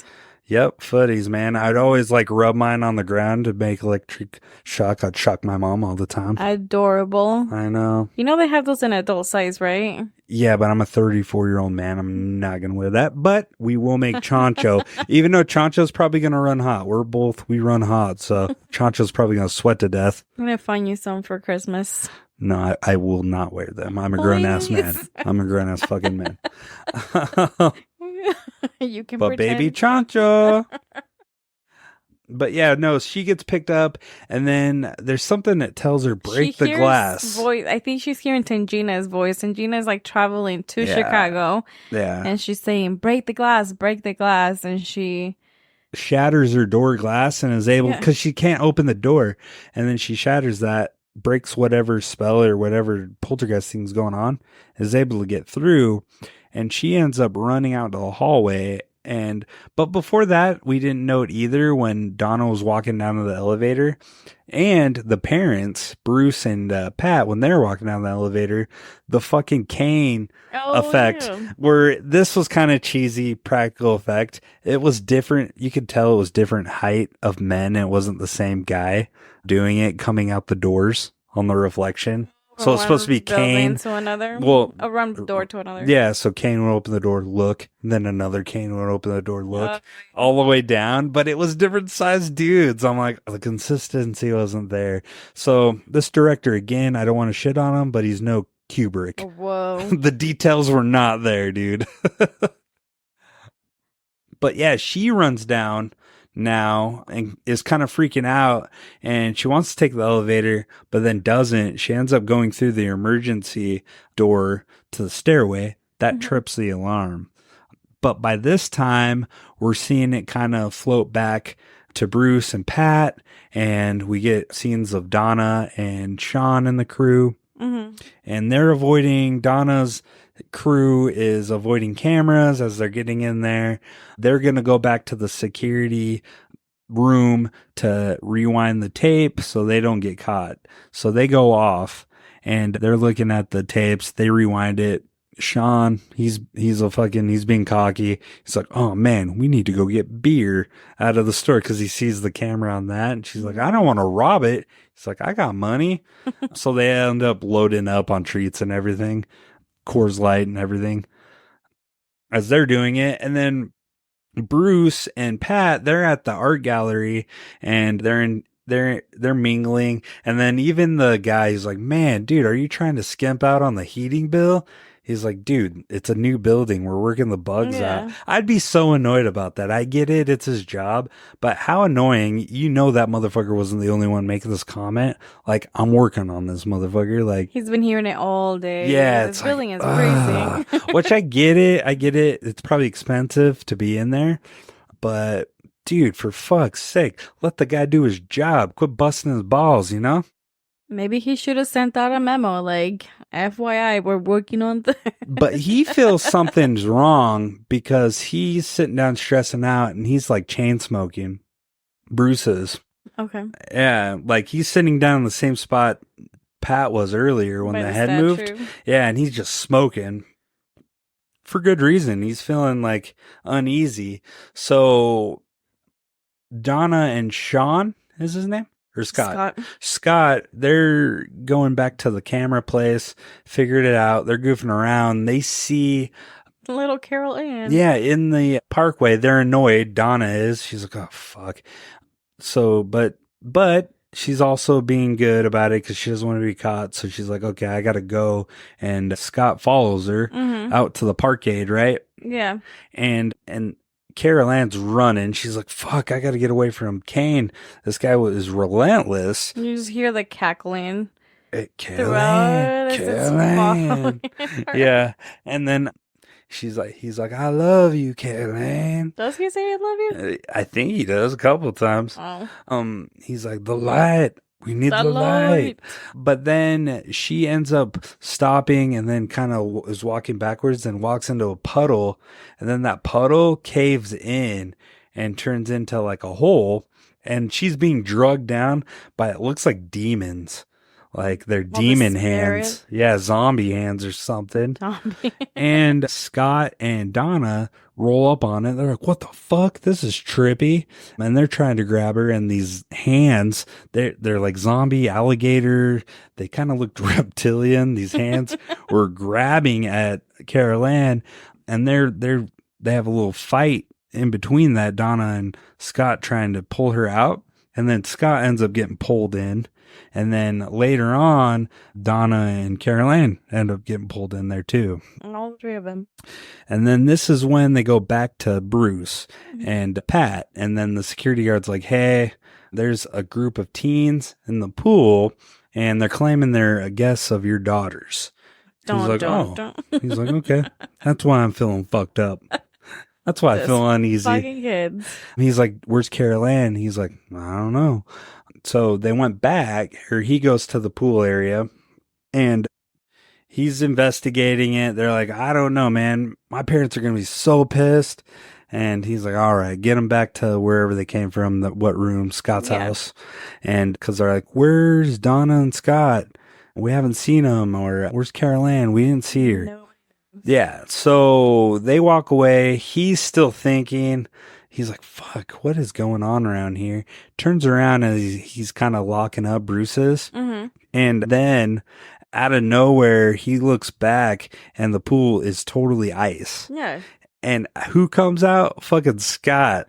Yeah, he goes out there and digs in there. Or he sees a hand, right? As Scott slowly coming out from the friggin'... No, Scott pops out. He pops out. He doesn't help Scott whatsoever. Scott pops out of the ice. He's struggling. Shit, completely ice. He's in ice. Only his feet are moving. Everything else is solid.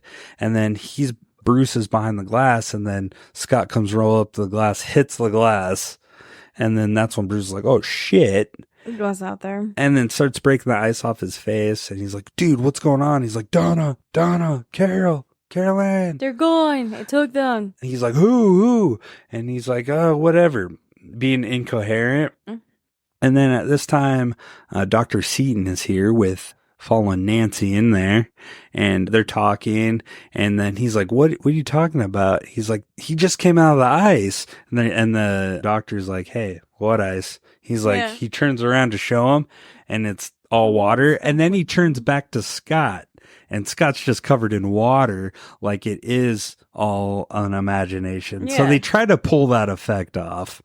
That maybe Carol Ann is just like feeding this. Yeah, imagining, feeding into their imagination. Yeah, which is kind of stupid. But she wasn't there at this point, so how would she have done that? It's part of the story. I get it. You got to intertwine that with the doctor to call it bullshit. And then at this point, Gina makes it to Chicago, and she's there at the apartment at that building. She also calls the doctor on the phone. And that's what causes Dr. Seaton to get to that building, because she's like, "You failed, Carol Ann." He's like, well, "Is this Carol Ann, you son of a bitch?"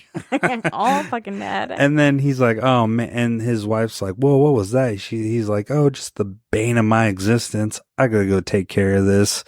She said, "Is this what?" No, she accuses him, tells him that it's his fault when they meet at the building. Yeah, well, yeah, because she says you need to help her on the phone. And then, yeah, when they get there, she's like, "This is all your fault. You did all this. You made her remember all this shit. You hypnotized her. You made her remember. And in doing so, he found her, Kane." Yeah. So they're assessing the situation, all while getting Scott situated at his house. And they're trying to figure out, because now Tangina's like, we got to figure out where the original spot they got taken from in order to communicate with them. So then they talk to Scott, and she's like, "Hey," grabs the pen with the light out of the doctor's. She's like, "Do your thing. Do your thing." And he's like, "Oh, okay." And does it, and then asks, and then Scott's stuttering, and he's just like, "Oh, they pulled her in the pool or whatever." I can't remember exactly, but they figure out it's in the parkade. Yeah. And then... So, but then what was the comment they made? Dumb and Dumber? Dr. Seaton saying that... No. Bruce did. Bruce? By themselves. He made a comment of something like along the lines of, either we believe dumb or dumber. Oh, between Tangina and Dr. Seaton. Yeah, it was Tweedledee or Tweedledum or some shit. But Tangina is psychic. Yeah, she knew. And she knew and made that comment, which for me, I'm like, oh, fuck. Either this bitch overheard us or... She's the real deal. She's the real deal, because later on, she does the same thing. But anyways, they're like, oh, okay, we got to go to the parkade. And everybody goes that way. They leave Scott. They go there. And then again...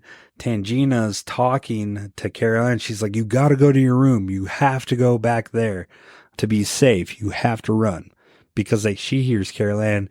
And then this is where Dr. Seaton is like, "Oh my God, are you really going along with this delusions? Like, you're not helping this whatsoever." To Bruce or Tangina? To everybody. Oh, okay.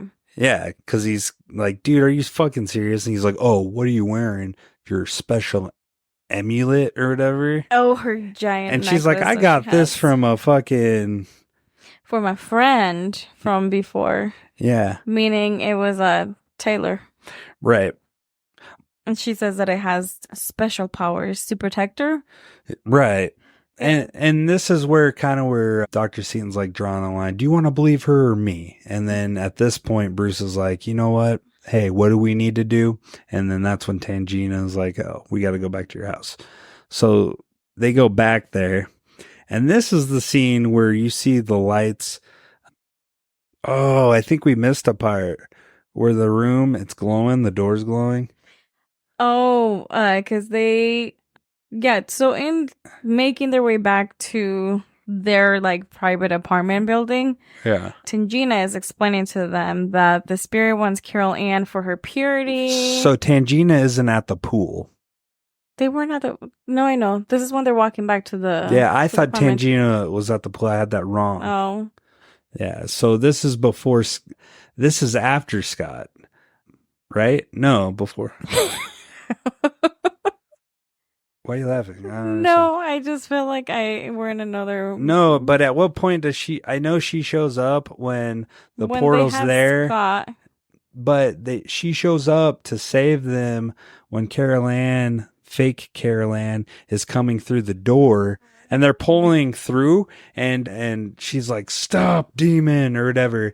And they're like, "No, that's Carol Ann." She's like, "No, it's not." That's a voice talking. Yeah, and she's like, "No, it's not." And I'm kind of surprised. And they're like, "Why?" That you didn't recognize that it's not her voice. That it's Carol not her. Ann. Yeah. Yeah.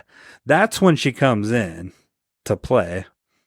And then she gives... I don't know if they, like... when Bruce and Trish took Carol Ann, if they fully knew the full background and experiences did. that Carol Ann So, has had, because no, again, I'm going to stop you right there. They do, because you're rolling your eyes at me, but they do know it because they talk about it. They're like, oh man, that poor girl's been through so much. Bruce does. He's like, her dad is putting all that shit in her head that it's all her fault with all that cockamamie ideas about the spirit stuff and all those crazy talk. He doesn't get into detail about it, but he thinks they're crazy. And that's why she came and lived with them. It was a lot of that bullshit, thinking he's a failure and coming up with excuses by having these crazy doctors and stuff. yes, but Tangina is explaining to Trish and Bruce the reason why King keeps coming back after her Right. purity, and they want And she's clearly Carol psychic. Ann to take them to the light. She's clairvoyant, like they Yes. establish in the second movie. Yeah, she has powers just like her grandmother and mom. And her mom, which, yeah.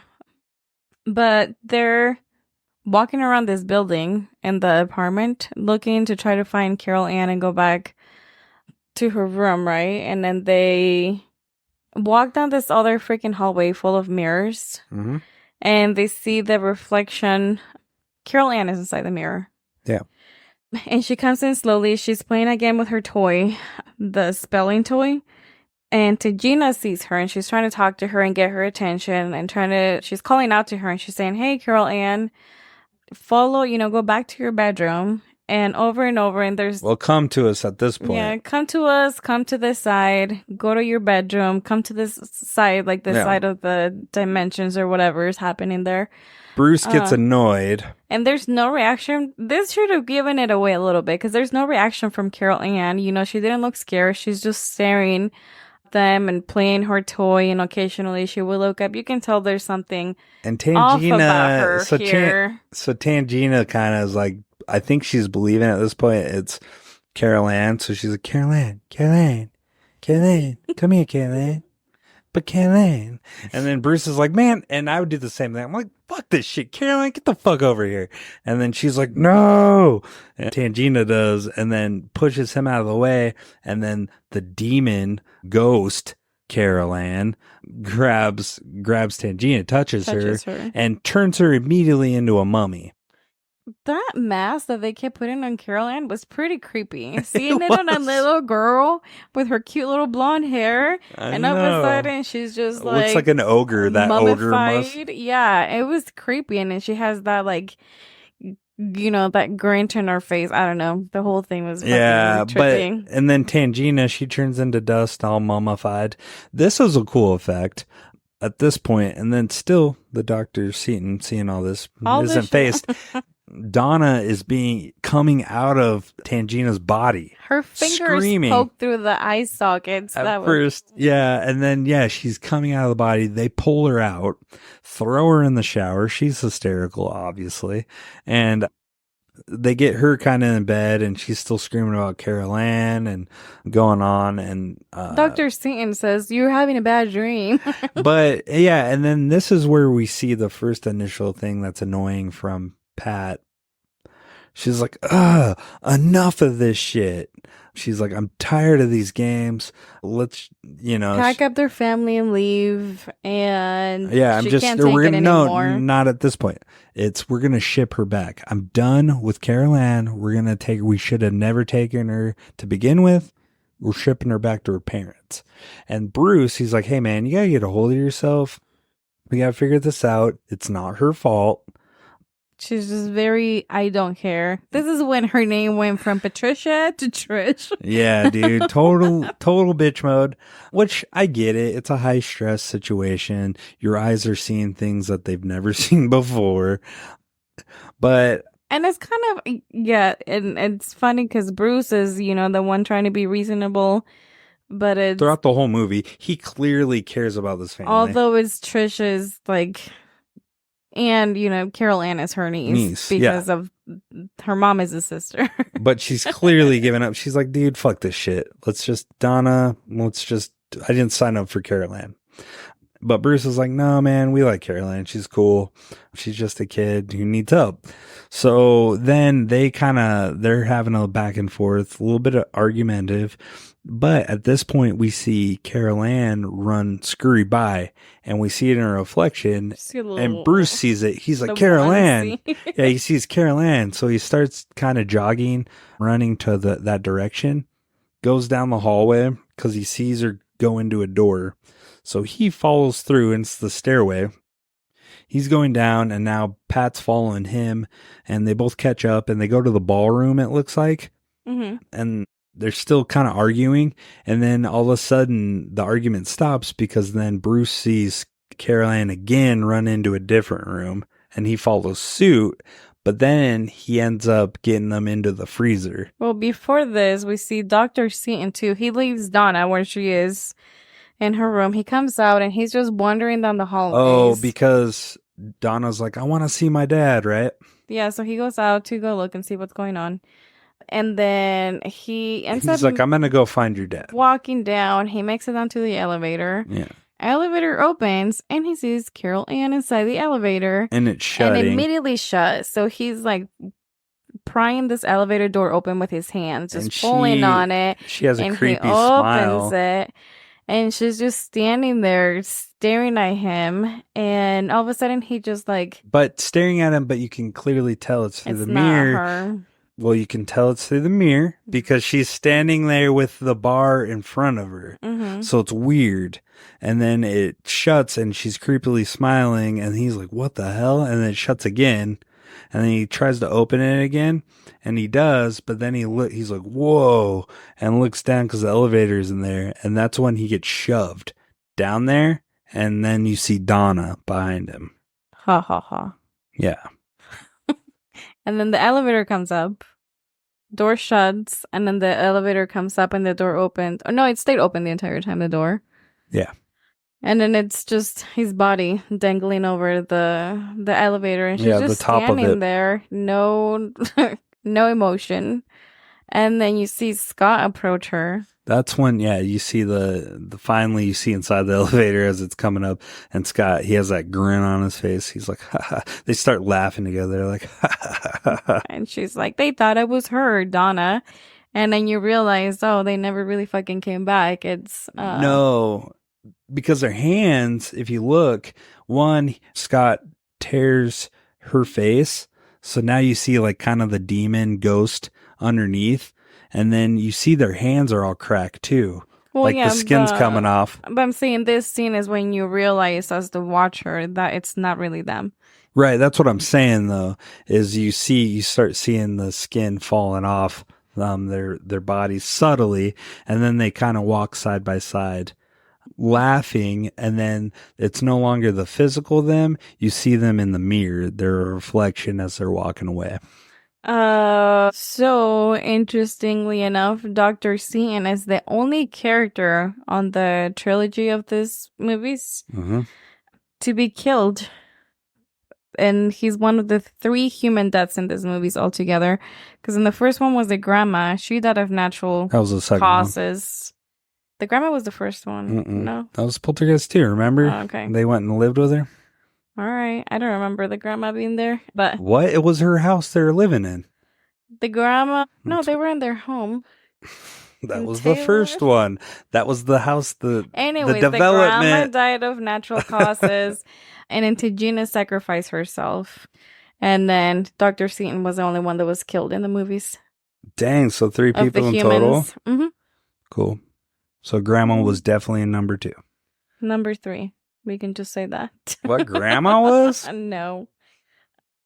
Yeah, so we're back to Bruce and Trish and that frozen freezer. In that freezer that they walked in when they were following Carol Ann's they get stuck in there. Reflection. It shuts closed, and then they have like animals. Yeah, pigs. Hanging, and goats. Just pretty much the meat, is hanging there. It starts moving. And then you have this weird water stuff coming towards them. They're freaking out naturally. They were just like, no, banging on the door. And who comes out of the water? fucking Tangina to the rescue. Yeah, and she's like, no, you must look outside. She has her And necklace, the like gives her, amulet. but yeah, gives them words of wisdom, and then gives her the amulet, Yeah, she and then tells them to take it. but then something about outside because he can't control outside, but inside, He can control the inside. He controls the inside, but not not the outside. outside. Yeah, something like that. And then the door miraculously busts open, and then they launch into the ghost world. Because you can tell because it's all frozen and deal, and then they're in the parkade, the ghost parkade. Yeah, and then cars. There's like the cars are just running on their own. One of them starts running. You see like the antenna come up. Yeah, because he's like, man, we did it. We have the amulet. She gave me the I amulet. thought it was good. Now we're gonna kick ass. And then the car comes in, crashing in, and almost gets him. But he pushes Pat out of the way, and he dodges. I guess when they were doing this scene with the car crash, this actually resulted in a car explosion that almost caused the whole set to catch on fire. Nice. When they were filming this. That's pretty cool. So burning more of a hole through their budget, can you imagine? Right. And then out of one of the frozen cars, after this whole car crash and everything, a window like cracks open and you can see Kane yelling at them. And Bruce is like, who is this? And he's like, I'm Kane. I want you. Yeah, exactly. I was like, I thought we figured out why he wants her, because if anybody still loves like Carol Ann or Donna or anybody over there, they still have a chance of making it out of it. So he's trying to capture everybody that loves Carol Ann so he can keep her so she can take them to the light. So technically speaking, he would have to kill her entire family. That's what I'm saying. It doesn't make sense. There's a lot of plot holes in this movie. So it's people that currently love her, like within the vicinity. Like, is there a miles? Just everyone in her life? Well, obviously it's not, because they got to be like close proximity. No. Because that's how this is working in this story, at least. The other thing I was thinking through all of this, Carol Ann is in this other freaking world. Their parents have no idea that this is happening. You know what? Child is being taken again. You know what I'm also curious on? Because you brought up the grandma. She was clairvoyant, had powers, right? Yeah. The first movie, why wasn't she a part of that? Like, I get it, they didn't write her into the story, but that's kind of a plot hole. Like, you'd feel like she sensed that shit, and then her mom would know too, because they didn't touch on any of this in the first movie, so they added it on the second movie. So it's just kind of like, this is okay, you explained it in the sequels, but it kind of lessened the impact. Maybe their powers weren't as strong as Carol Ann's. That's what I got from the second movie when Tangina was telling the mom, like, oh, like, I need your help. So no. I agree on that. She's super powerful, but at least they had some capacity of it, and kind of the mom does, because she went into the portal. So she did have it in the first one, and it does kind of hit on it. But the grandma would have made a phone call or something, like, yo, what the fuck? Where's my granddaughter? Shit's going down. Yeah, exactly. And you'd probably ask for help. You'd probably like, Mom, you got to fly down here. You got your supernatural shit, because shit is going down here. I got my powers. That's what I'm saying. That's just a food for thought. That's what popped in my head. Yeah. So they think it's over after this car crash, but they have the amulet. Yeah, well, the car crash, it's still going, and then Bruce has a lighter, and then he lights it because there's some fuel or whatever that lands on the ground. He lights that and then blows everything up. And then this is when they kind of fly out, and they think it's over because everything's dry. They're back in the real world. Extinguishers go off, yeah. And then Trisha's assistant pops up again, and she's just like, hey. They're making out, yeah.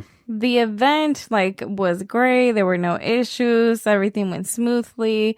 Carol Ann and Donna are upstairs with that crazy, psychiatrist. Mm-hmm.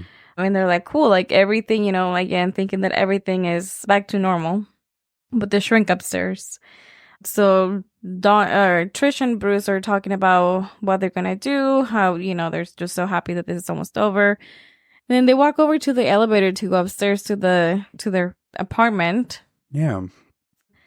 And again, in the reflection in the mirror, you see Kane. He comes up and grabs them both, touches them both on the shoulders.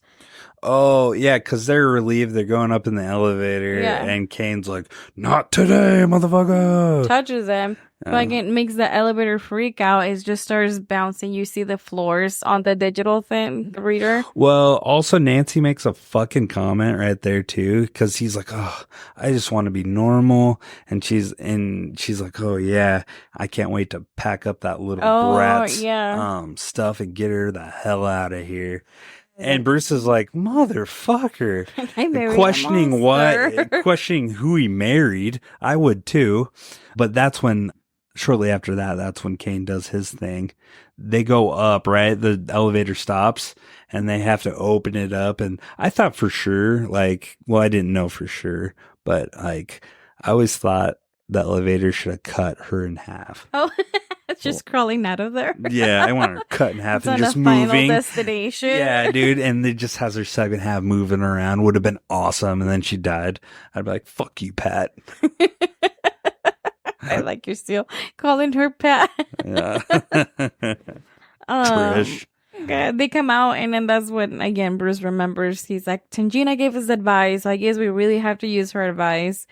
No, it makes sense. He's like, dude, wait. Because they're trying, they can't go in, right? It's like shut the door to go inside the building. So then it makes sense. It clicks. He's like, that's what Tangina was saying. Yeah. He controls the inside, not the outside. So then he has the bright idea. Full circle, it goes back to the window cleaner machine.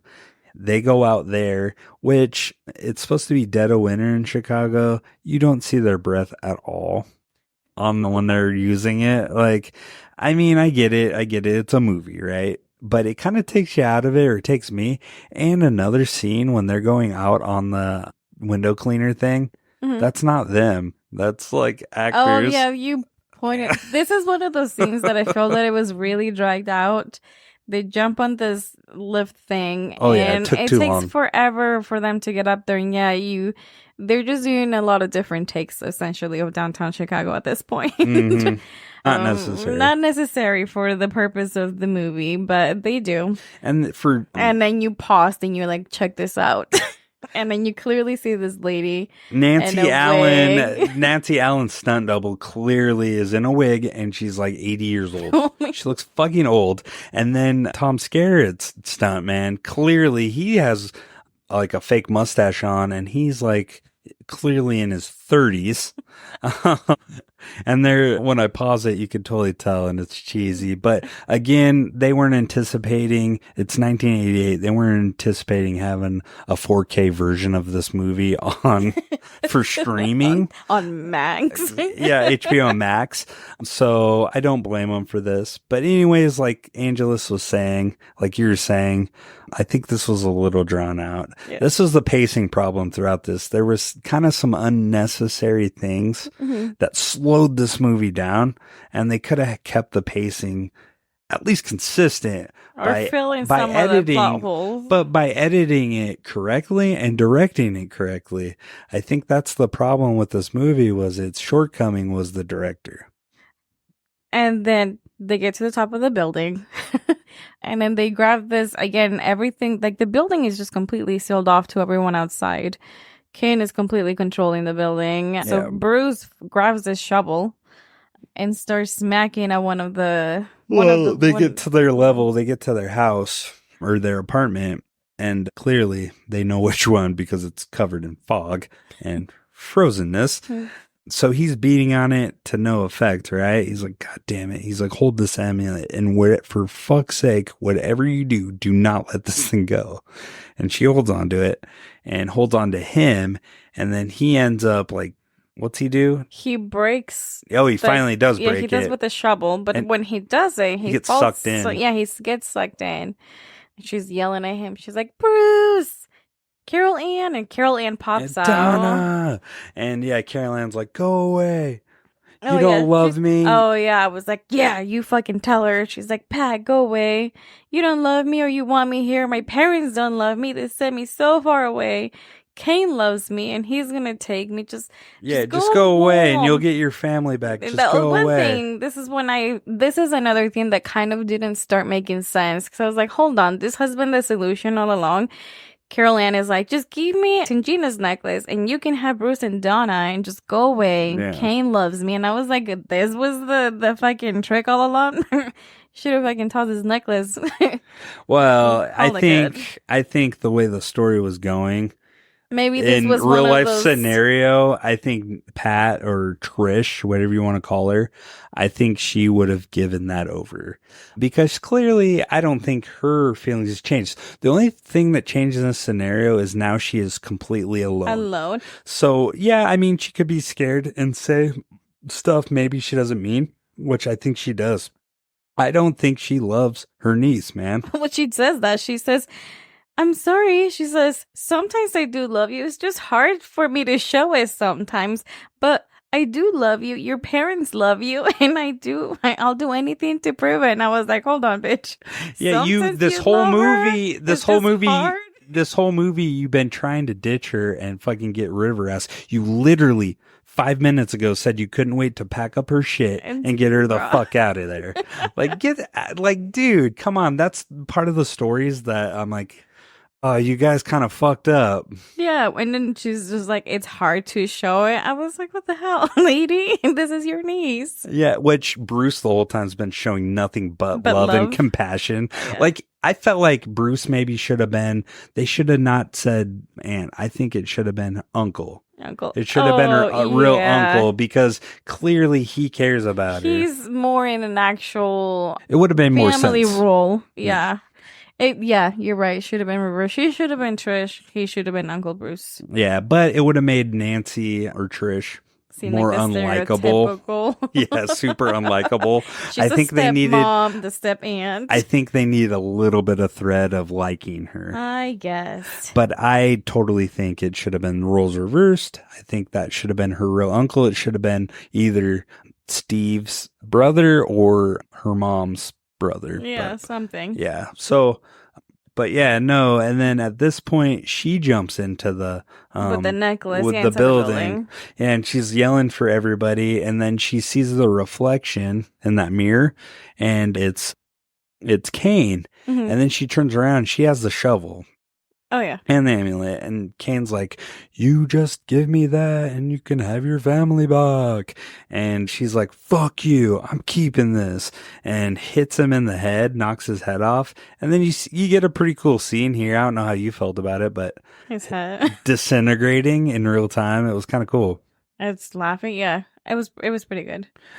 But when it disintegrates, doesn't he show up? Again, full bodied. Yeah. Like but nothing happened. Guess who is not done yet? Bon bon bon, Tangina. Yeah, she is coming out. She's like, you shall not pass. Well, the other thing, again, Trish is like, give me my family back. And he's like, no. He's like, well, you can't completely take them away. As long as there's someone, here who loves them, I can't completely take them. Oh, yeah, she calls his bluff. Yeah, and then she's looking around. And there's like bodies laying all over. She just keeps running into them and see they're all over the floor. Yeah. So I couldn't tell if it was like people that he's it was. No. So the bodies were supposed to be Donna and Bruce and obviously Tangina. So, because you see Bruce's mustache still on his face and Donna's t-shirt. So it's made to think that they died, and if she gave the amulet to him, that she could have it all back. Yeah, and Tangina comes out, and she's like being all sweet and soft spoken, and she's like, "It doesn't have to be that way." She's like, "I can guide you into the light." She's like, "I have the knowledge and the power," and I think this was her favorite. Power, dude. Okay, so this is where the acting Tangina. Zelda Rubinstein, I love her, but yeah, like it gave off that cheesy like PBS, like local public access TV, like her motions, her hands. You can't see me, but it's like I have the knowledge and the power. And she opens up her arm. And the way she says it, power. It's like, oh my God, that's a little bit overacted. But didn't you say she left in this movie, like during the shooting of this movie, because her mom died? Oh yeah. So the reason why she was also very briefly in this movie is halfway through the movie, she had to leave. Her mom passed away. So she had to leave production early. So they just shot her scenes and she was out of there. Yeah, R.I.P. Rubenstein. And she's passed away. 2010. Yeah, 2010, 14 years ago. Wow. And then, so at this point, this is low budget, like you fucking motherfuckers. Again, no Kubricks, because the detail is just shows Kane walking into the. This is where it made me chuckle, because all this time everybody's been so scared of him, right? Yeah.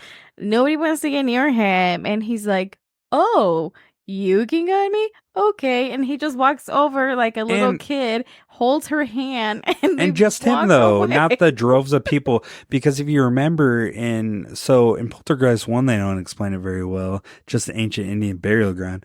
Poltergeist 2 though, Kane is he's a cult leader. He's a cult leader and a total piece of shit. And he's tormenting the family, right? Because his bodies were buried under there in a cavern or some bullshit. It was the caves. He guided all of these people in there to die in there. That the world was going to end. But then this one, I get the vibe, oh, I just want to go to the light. So one, obviously he's been forgiven. That's fucking weird. And I didn't get the vibe he was a bad guy. They don't paint him in that light. They paint him like he just wants to move on. Like he wants to go beyond the afterlife. Yeah. I don't know. It was just kind of a comical scene, that he's like, sure, I've been terrifying all this time and terrorizing everyone and scaring the shit out of everyone. But yeah, let me just hold your hand, and Gina, you take me to the light. And he's just like innocently walking along with her. Yeah. And then they walk in the light, and then the mist or whatever fog happens, and then bam, Pat is hugging and embracing the whole family. They come, they come out of the mirror, and then this is where you can clearly see everybody's a happy family. Holding, you see everybody's face on that camera, on that shot, except for Carol Ann, because it was no longer. And it's no longer Carol Ann, and we're missing another face, Scott. He didn't make it, and nobody fucking cares. Like, Scott clearly died, and the parents, his mom was yelling and screaming, "Where's Scott? Where's Scott?" Yeah, and that was the thing. And when that happened, and then you see, the camera pan out to the building, do the whole lighting, I was like, hold on. No closure. What the fuck happened to Scott? Nobody's gonna say, oh yeah, he didn't make it. I guess you don't have to, but yeah. The fact that they brought... the fuck you don't have to. They've justified everybody else, but Scott was not. They totally forgot about him in the screenplay, the writing, dude. I'm telling you. They brought him out for a bit to be like, he's back, but then they he was gone. Yeah, not even in there. You would think he'd be in the warm embrace. Oh, Scott, you're with us. Cool, thanks, buddy. There's probably still a missing poster up somewhere. Yeah. He came back from this crazy freaking shocking thing, and he's just forever missing. So that's pretty much the end, and then the final scene, it's implying that Kane didn't cross over because it shows the building and lightning strike, and then you hear a Kane laughing. So dude, one thing for this Kane character that I saw, there was some crazy enforced method acting on his part. I guess he was smoking, at least this is what it said everywhere I read. He was smoking half a pack of cigarettes before recording his lines to give him that raspy voice for his scenes. Oh, dude, don't feed that. That's that Hollywood story bullshit. Okay, you tell me when you break into Hollywood. Yeah, that's like fucking, what was our last one? Jennifer's Body. She lost all that weight. She was so committed. She was method. And then out of the trilogy, this was the only film to not receive any Oscar nominations. Well, this was more the this one was pure horror.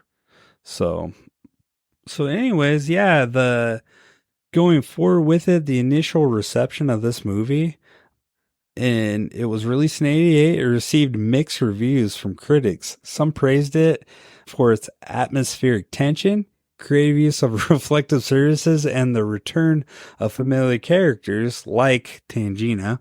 However, others felt that it didn't reach the same height as the original Poltergeist and lacked the freshness of the first two films, which I agree. Yeah. I would have to agree to. It started out maybe with good intentions, but clearly Stuff didn't pan out. happened. Life happened. This movie does have a cult following over the years, so I'm part of that. People do like it. It's kind of been lumped up with the 80s cinema, horror cinema, so it's a unique approach to the supernatural horror. Yes. So the legacy of the franchise, despite the mixed critical reception for Poltergeist 3, the overall franchise remains influential in horror genre. The original film, directed by Tobe Hooper and produced by Steven Spielberg, is often cited as a classic of supernatural horror, known for its iconic scenes and memorable quotes like, "They're here." Which, yeah, and then the exploration of fear and the influence of horror tropes were pretty good. The use of the reflective surfaces as portals for supernatural entities has influenced subsequent horror movies and TV shows, showcasing how everyday objects can become sources of terror in the genre. And then Heather O'Rourke's legacy, her performance as Carol Ann Freeling in Poltergeist 3 remains a significant part of her legacy as an actress, despite her ultimately untimely passing. Her contributions to the horror genre and Poltergeist franchise are remembered and fondly remembered by fans, which I could totally see that, like people being hung up on that. We've been to a few horror cons and fans are pretty crazy. I guess us included, but but yeah. So anyways, how we'll get to you now. We heard your initial review, but how is your review after talking about it? I still like it. I feel it's a must watch. Were you entertained? You didn't feel bored? No, I liked it. It had a good pacing for the most part, you know. It was entertaining to watch. The practical effects were cool. Really? Really. The masks were creepy at times. Did you think I picked a good one to cover this week? Oh, really? You're trying to fucking pat yourself on the back? I'm just saying. I have a question. Why do you keep picking threes? I don't know. I just like threes for some reason. We're finding that out, man. Yeah. Shout out. We're going to put a pull out Child's Play 3. But anyways, I don't know why. I like all movies. First movies are typically the best, but for fun's sake, I think threes are the best ones. That's the sweet spot. 4 is usually a total shit show. 5 is kind of hit or miss, and 6 they kind of right the ship sometimes. But yeah, I think 3 is kind of that sweet spot for me. I'm like, this is all fun. We know what the character's about, and we know what we're in for. This is gonna be fun. So you would recommend this movie? What would you rate this out of 5? I think 2.5. 2.5? Mm-hmm. Okay. You? I would. I think I'm right there with you. I would say a 2.5. Oh my gosh, we have the same rating for one. It is enjoyable. It does have its shortcomings are really short. Like I hate to harp on it because it is someone's project and God knows I couldn't do any better, but really the director and the writer I think really was its shortcomings, and I don't think they really seen their vision all the way through or wanted to even do this project. Richard, did you realize that this is our 10th episode? 10, baby. Double digits. Yeah, dude. Also, 10 episode. Also, our analytics I've looked at. Did you realize we've been doing this for 2 months? That's crazy. And we have already 576 listens. 576 downloads? Yeah, isn't that crazy? That's freaking awesome. And shout out to all our Spotify listeners. We got 71 reviews. Holla, holla, holla, holla. I was wondering when that was going to come out. Your holla, holla, holla dance. I'm just saying, I'm pretty excited. I'm excited one person likes it, let alone reviews it. I mean, Thank you for the continuing support. It's been amazing. Oh, We've thank gotten you. nothing That's but positive exciting. feedback. I know. We've got nothing but positive feedback. The horror community is great. They've been awesome by spreading the good word of horror cinema obsession. So we appreciate everybody. And really, there's nobody better than a horror fan that I'm finding. That horror fans are one of the most passionate people. You even call us out on our bullshit if we're wrong. Believe me, I get them all the time. And I cut myself You can every time. Nah, stop being fucking drama. I have a strobe light on, death metal in the background, and I'm just like fucking hurting myself, man. I'm like, God damn it. Why did I not remember Steven Spielberg? Why? This is a scene from The Accountant, in case anyone's wondering. Ben Affleck Yep. beating the shit out of himself. Exactly. I'm like, Oh fuck. my God. Steven Spielberg. Why did I remember that? Okay, tonight I'm taking away all your fucking any weapons out of your bedroom before you go to bed. Well, I feel pretty good about this Okay. episode. Fuck, man. No, but thank you to everyone that listens and reviews. Yeah. And then, what was your favorite kill? Ooh, my favorite kill. Yeah. Tangina. Fuck. I don't know. It was You're a hardcore. cool when he touched her. I mean, the Yeah, effect I was a remember. little cheesy. But when Donna came but out of her, she was like a pumpkin squishy thing, flash just cracking. That I like that. yeah, I mean, that was probably my favorite. There was not a ton of kills. No. They just got sucked. Although I think it's number 1 when is it the dad starts peeling his face off. I know that's not this movie, but I thought it was for some reason. I had it mixed up. Is that why you picked 3? Yeah, I'm like, oh, dude, the face being tore apart. He's peeling himself off in the mirror. And that wasn't the case, but yeah. Well, okay, so now it's that time, folks. She's been waiting patiently. She was on the treadmill here, just getting ready, getting pumped for her appearance. It's now Vienna in the review I corner. feel like she needs a little jingle for the review All corner. right. Do we need to skip the review corner? Or do you have this? You got it? Okay. Dun, Here. dun, dun, dun, dun, dun, dun, dun. And this is going to be now Angelus and Vienna is going to talk about this one together. Hello, Vienna. No, excuse you. Ew, Richard's farting. Right off with the Yeah. shots at each other. Except for Richard can defend himself today. Not yet. Vienna, have you watched this movie before? No, like just when we were like reviewing this, I think That was your first time. How did you feel about it? it was pretty okay. It was just okay. It was good. Did you like any parts of it? Or is there something that you hated a lot? Was there something that you really liked that stood out to you that was memorable? No, it was just neutral. It was just neutral. Yeah, I thought you were feeling pretty strong about Marcy Mouth. Mouthy Marcy. Mouthy Marcy. Oh yeah, I would have beat her if I were her mom. You were her mom. Yeah, What about those kids at the school? man, everyone needed their asses whooped. And Dr. Satan. Yeah, Dr. Satan, as Richard was Satan. calling it. Did you watch the entire movie? yeah. Did you have a favorite kill? Tangina, Tangina too? the little pumpkin head. Yeah, like when the hand like grabbing out. It looked like a pumpkin. It did look like a pumpkin. Like the flesh, when it broke, it was that same color and Yeah. like almost texture. Like, you know when they rot and you like stomp on them? Yeah. Yeah. Did you find, I guess, first of all, the formal reviews from like Rotten Tomatoes, IMDb, did you find any of those? No. No? Okay. Do you want me to pull them up? Yeah, please. So overall, Oh my God. Oh, no, but we still had to do the last Jennifer's Body reviews. oh, you have some from Yeah. Jennifer's Body that you didn't get to read last time. Richard's dying. I was watching Paranormal Activity down there. Oh, downstairs? Yeah, the fourth fir- one. Oh, the Actually, fourth one? it wasn't that bad. Oh, okay. It has Catherine Newton in Oh, it. it's not your review has- corner, Richard.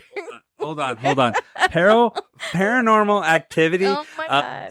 Paranormal Activity can't hold the jockstrap of Poltergeist. Have you watched 3. the fourth one? Yeah, it sucks balls. I seen it in the theater. It has the girl from Abigail. Yes, as super young. That was one of her first things. Yeah, exactly. Whatever. But Paranormal Activity is not Poltergeist. Okay? Okay. It wants to be Poltergeist, but it can't. Okay. All right. Anyways, back to the review corner. That's all I hear. Yeah. Okay. What were the rest of your reviews for Jennifer's Body? Okay. Grossly mismarketed. 8 out of 10. Okay. Jennifer's Body. My pick for the worst film of Oh, 2009 so far. 1 out of 10. 1 out of 10. Why are people... Oh, this is Jennifer's No Body. credit. Yeah. Yeah. Why are people expecting more from Diablo Cody? What? That's no. Take that shit back. Megan's Body sells this weak movie that doesn't really deserve the publicity. 3 out of 10. Wow. Not funny, scary, or sexy enough. 4 out of 10. Okay. Supposed to be sexy. A blast, horror, and comedy at its finest. Okay. And then they didn't even do a wardrobe test on Chris Pratt. He just showed up like that. 3 stars and a heart. Oh yeah. Golf clap. Okay. Mm-hmm. So these people writing these reviews were not the targeted market either. No. Are those the rest of the reviews that you had for Jennifer's Body? Yeah, that was it. Okay. So back to Poltergeist 3. Mm-hmm.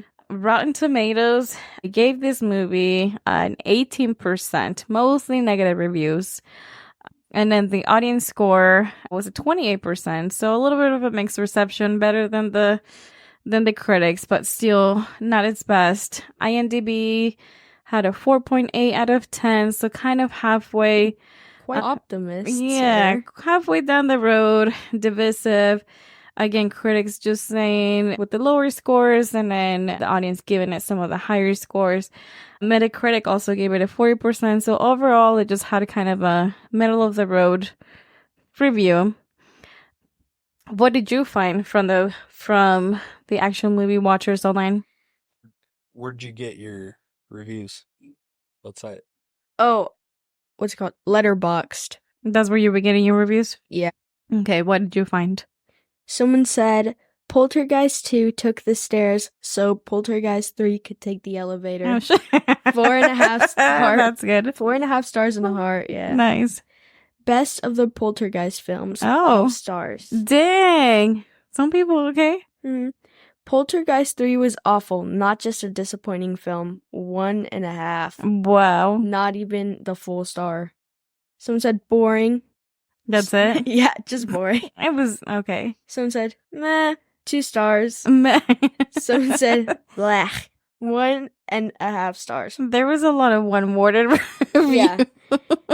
And then someone said, I always love the graphics of the Poltergeist films, and Tangina is the best character. 3 stars. Tangina was pretty cute. Mm-hmm. Someone said, Carol Ann! I should have added that. When I was looking up just like fun little trivia. Wait, that's not the end. Someone had a count of how many times Carol Ann was said throughout the movie. I'll give the mic back, but me and you have done our Carol Ann impressions, our Tangina impressions. Angela's. I want to hear yours. Come on. Well, okay, we'll hear yours after, but let's hear Angela's. My impression Okay. of Tangina? Go. Carol Ann! Carol Ann! Carol Ann! Come in. You sound like Michael Jackson. Get in! Yeah. From fucking, okay, these two watch Allegedly. way too much South Park. I'm on my 4th time rewatching This is in the past, everything like, that happens. 2 years. Just South Park 24/7 when we're not watching scary movies. Oh, Did you do your impression? Carolyn! Come to the light, Kelly.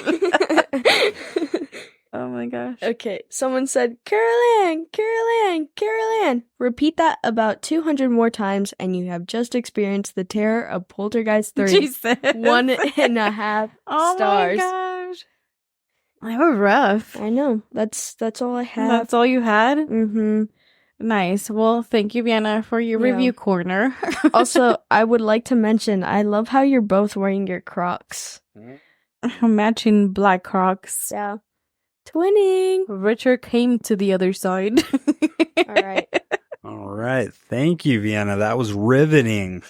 Kevin. I think yours is the closest.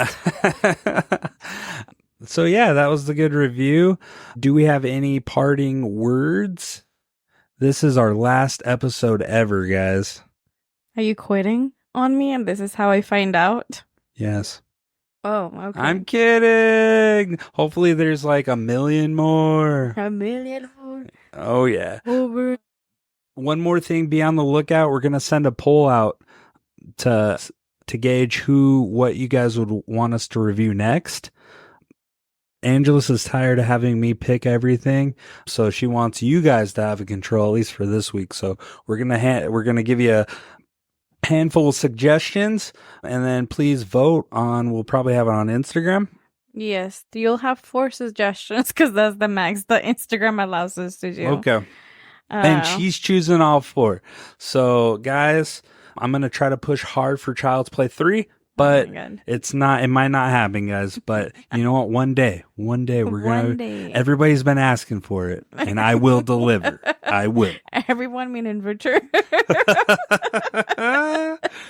Yeah, maybe just me, but one day you guys will be blessed. Yeah, request come back next week for another episode of Horror Cinema Obsession. All right. What do we say? Hasta la vista. Hasta luego. Bye. Thanks for listening to Horror Cinema Obsession. We hope you had as much fun as we did. If so, help spread the word by leaving a rating and review wherever you listen to podcasts. And join us next time for another episode of Horror Cinema Obsession.